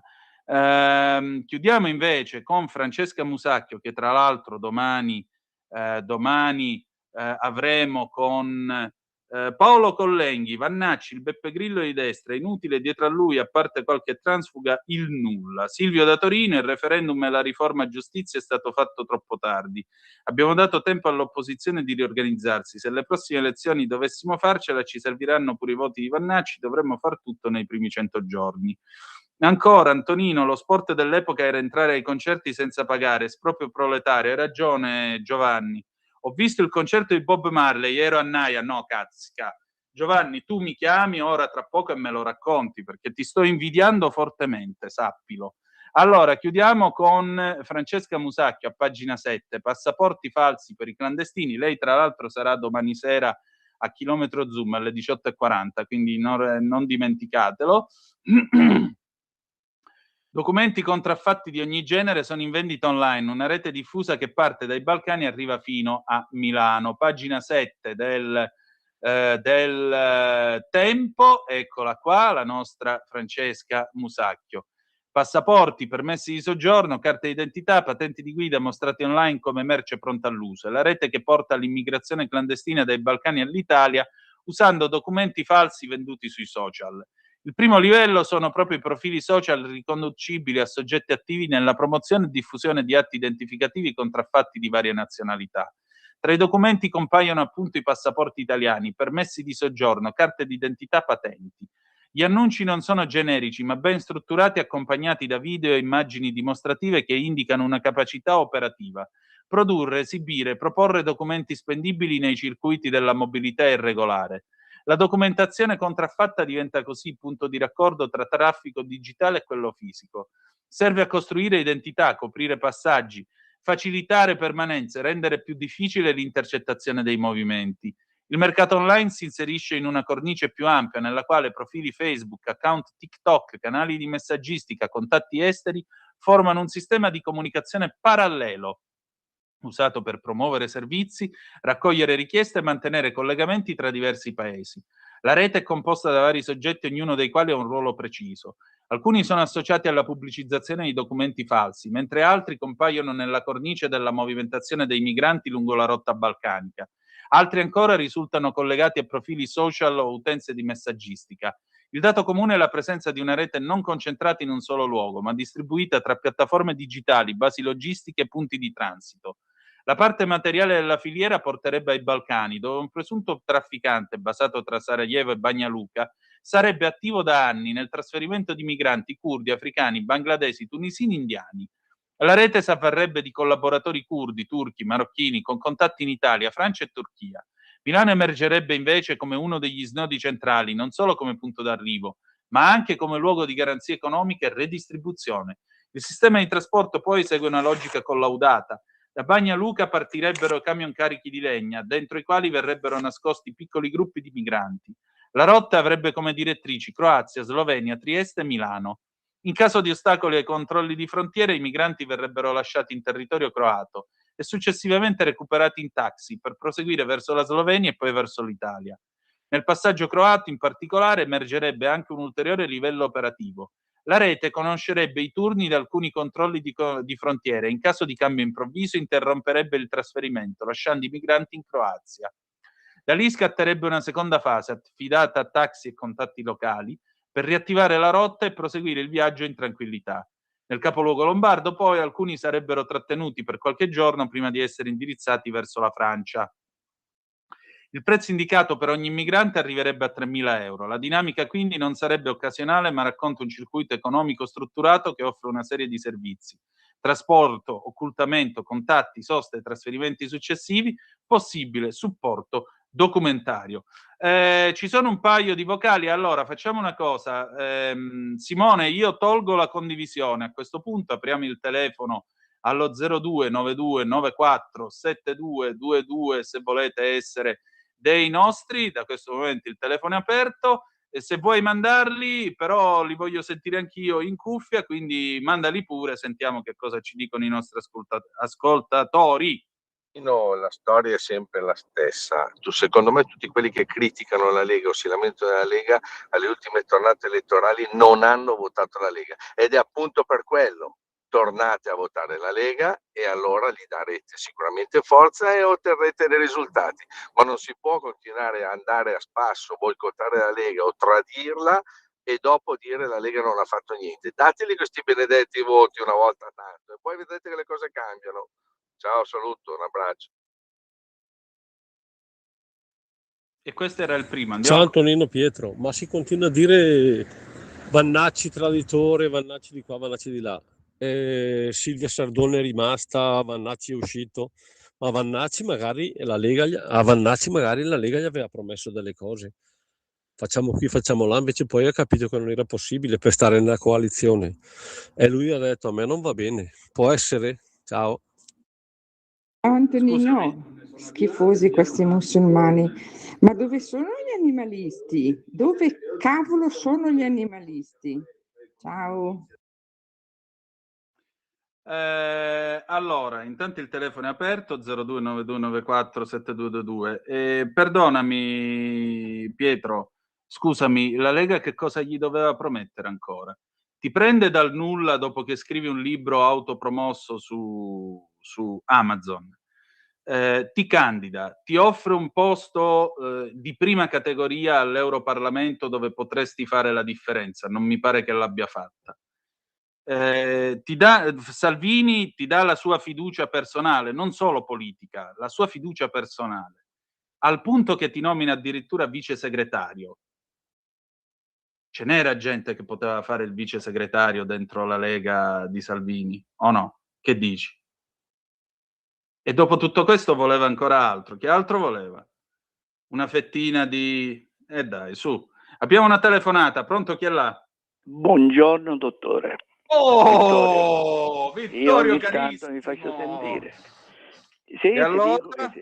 Se ti dico che tu linguaggi una persona per bene, sbaglio, perché cerco di conquistarmi le 200 euro nel lavandino, giusto? No, perché di Perché persona no, siamo ma anche peggio, generalmente quindi... le persone che sono così dette di destra sono persone per bene, non c'è dubbio su questo discorso, sia come linguaggio sia come tanto.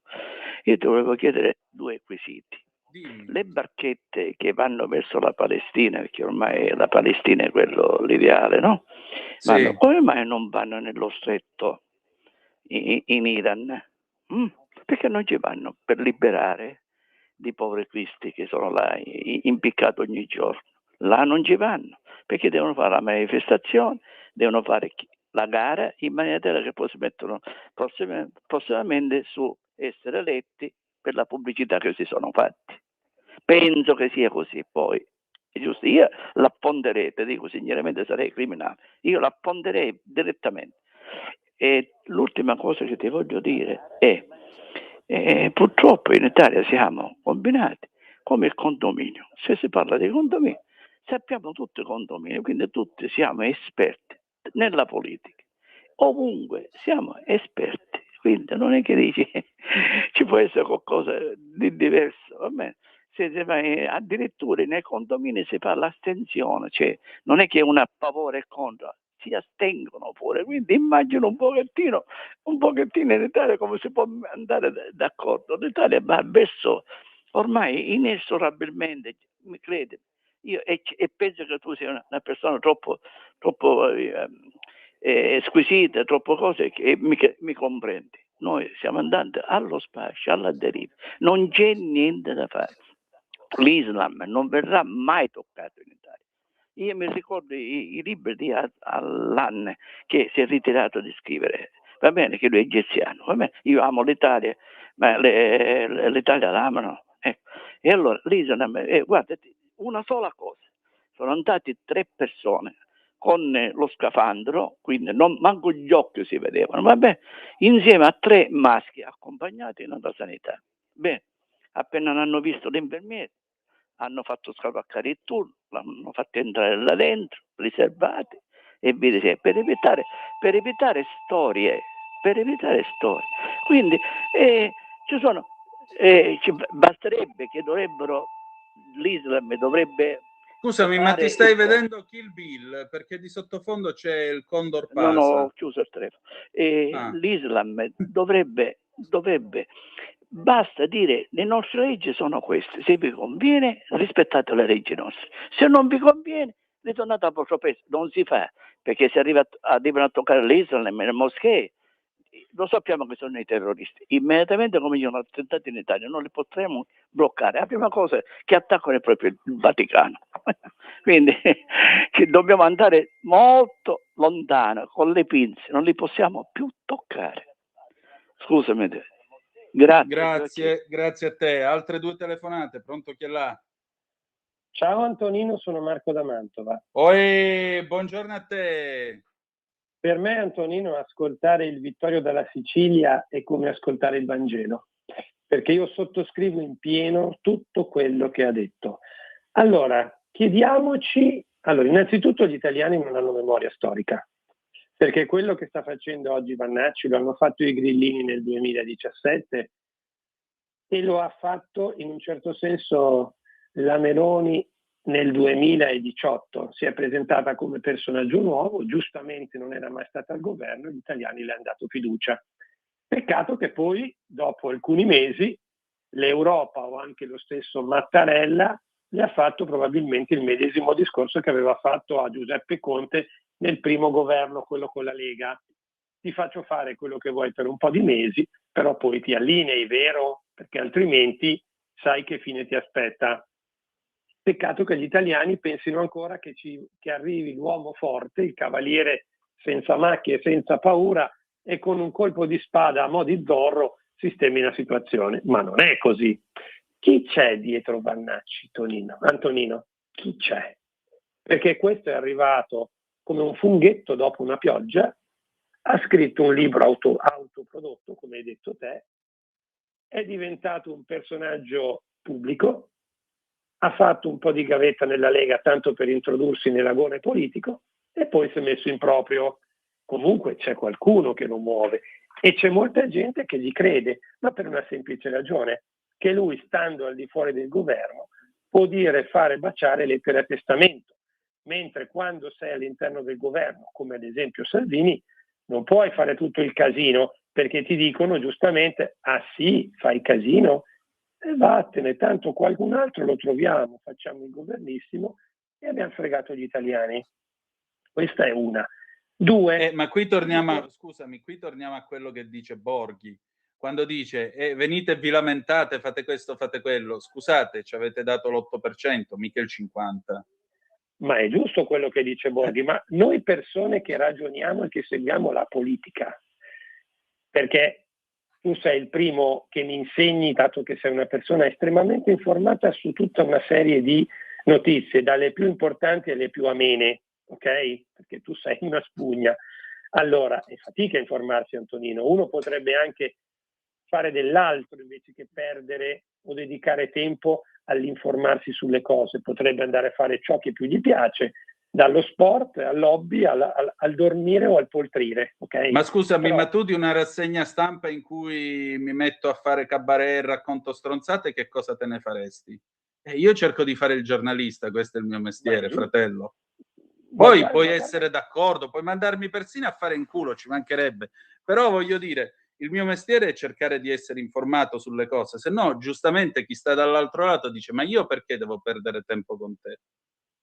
Ma tu hai ragione da vendere. Il problema è che ormai l'uomo moderno, e non penso che è soltanto una questione di italiani, è una questione di uomo occidentale, è il nulla, ok? Le persone pensano: tanto speriamo che io me la cavo, ok? Purtroppo è così, non hanno voglia di informarsi, le notizie le prendono a spizzichi e bocconi dalla televisione generalista, dove tutti i notiziari, dalla Rai a Mediaset, Italia 7, la 7, tutto il resto sono praticamente identici, non cambia nulla, oppure dai giornali, ma neanche si leggono gli articoli, si leggono i titoli, poi magari all'interno dell'articolo c'è tutto il contrario, però la gente purtroppo è superficiale, è così. Tornando un attimo, e poi non rubo spazio agli altri, sì. L'Islam noi ce l'abbiamo in Italia perché lo vogliono. Non lo vogliono tanto gli islamici. Io non do colpa al PD perché ha candidato 7 musulmani a Venezia e grazie a Dio non sono stati eletti.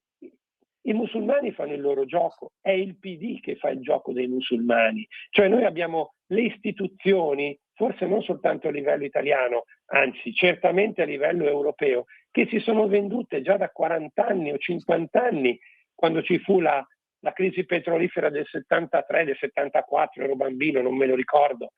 Però lì qualcuno ci disse: volete il petrolio, signori dell'Occidente? Però ci aprite le porte. E adesso siamo arrivati al dunque, cioè l'Italia ha i musulmani che stanno conquistandola perché la vogliono le istituzioni. Perdonami Antonino, tu sei un credente, molto più di me, ma perché lo vuole anche la CEI, lo vuole anche probabilmente il Vaticano, perché non fanno nulla per impedire che questo faccia. Le chiese sono vuote, ma se le chiese sono vuote c'è una ragione. Ok? Chiudo e lascio spazio agli altri. Ciao Antonino, grazie. Grazie a te, ma le chiese sono vuote per tanti motivi, Marco. Una cosa però è vera, no, il Vaticano non lo vuole di sicuro, specie con questo Papa. Purtroppo noi abbiamo ancora il capo dei vescovi italiani che è stato scelto dal pontefice precedente ed è ancora in carica ed è un personaggio evidentemente schierato a sinistra, come buona parte della gerarchia in questo paese, ed è qui che cominciano i problemi, più che altro. Comunque, altra telefonata, pronto, chi è là? Buongiorno signor Antonino, sono d'accordissimo con l'ultima frase che ha detto. Purtroppo, grazie a Dio, questo Papa sta cercando piano piano, visto da chi è stato messo lì, dal progetto che è stato messo a capo della Chiesa, sta cercando piano piano di cambiare un po' le cose, ma non è facile, non è una cosa veloce. Per quanto riguarda invece Sanchez e Zapatero, sono delle notizie che passano un po' in secondo piano, ma è una rivoluzione, perché lo zio d'America ha iniziato già da un po' a fare pulizia, la sta facendo in Inghilterra, l'ha fatta in Francia, adesso è il momento della Spagna, sta facendo pulizia dei pupilli messi lì da Soros. Arriverà presto, io non vedo l'ora, arriverà anche in Italia, quando si scoprirà il Venezuela che ha finanziato dei partiti italiani che passano con delle stelle, 5 stelle, eccetera, eccetera. Per cui io non vedo l'ora che veramente arrivi a fare pulizia anche qui in Italia. Volevo dire a Marco, io lo rispetto e condivido al 100% quello che dice, ma l'Italia sarà salvata, secondo me, e secondo tante persone che sono in contatto con dei mondi che non italiani, verrà salvata dai militari e non italiani, perché la politica in Italia ormai non ha più senso di essere e giustamente noi stiamo aspettando i militari. Un'altra cosa, un signore che si chiama Mattarella, che io non riconosco come tale, io ho tanto rispetto per l'istituzione di Capo dello Stato, ma la persona che lo rappresenta non lo so, perché per me lui rimane quello che ha bombardato la ex Jugoslavia, ha fatto morire tante persone su Belgrado, rimane quello che ha detto che di non far tenere conto della Costituzione, non si invochi la Costituzione per deviare dall'obbligo vaccinale. Ecco, per me rimane una persona che ha detto e ha fatto queste cose. Ha inaugurato a Maranello la Ferrari elettrica. Detto questo, io penso che non ho più niente da dire, perché ho già detto tutto e la gente poi ragiona con la sua testa. Grazie e buona giornata. Quindi la speranza è che ci sia un colpo di stato militare, possibilmente russo, mi pare di capire, e così vivremo tutti nel migliore dei mondi possibili. Ne sanno qualcosa dalle parti dell'Ucraina, secondo me. Grazie, ma non siamo interessati. Grazie, no. Un'ultima telefonata, pronto, chi è là? Sì, sono Gino. Gino carissimo, dai. Buongiorno, non sarò così loquace come i miei predecessori. Nulla, esco fuori dai binari. Questa mattina voglio solo fare un elogio alla sensibilità, intelligenza delle donne. Le donne veramente, in confronto a noi uomini, noi siamo argilla, zolla, siamo veramente volgari. Le donne invece hanno, oltretutto, sono anche, secondo me, sono anche più intelligenti. Guardiamo l'Inghilterra. Chi è che ha fatto grande l'Inghilterra? La regina Vittoria con i suoi 63 anni di governo, e ha portato l'Inghilterra a livello mondiale come grandezza. Le altre regine, Elisabetta I, seconda, Maria Stuart, Anna Bolena, la signora Thatcher. Insomma, ecco, le donne sono tutto. Grazie e buongiorno, grazie. Dio benedica le donne. Con questo noi abbiamo finito. Adesso liberamente con il nostro direttore responsabile Giovanni Sallusti. Io vado a fare il pieno all'Alfa. Vi faccio sapere alle 11 se non sono svenuto com'è andata, così parliamo anche di benzina più tardi. A tra poco. Avete ascoltato la rassegna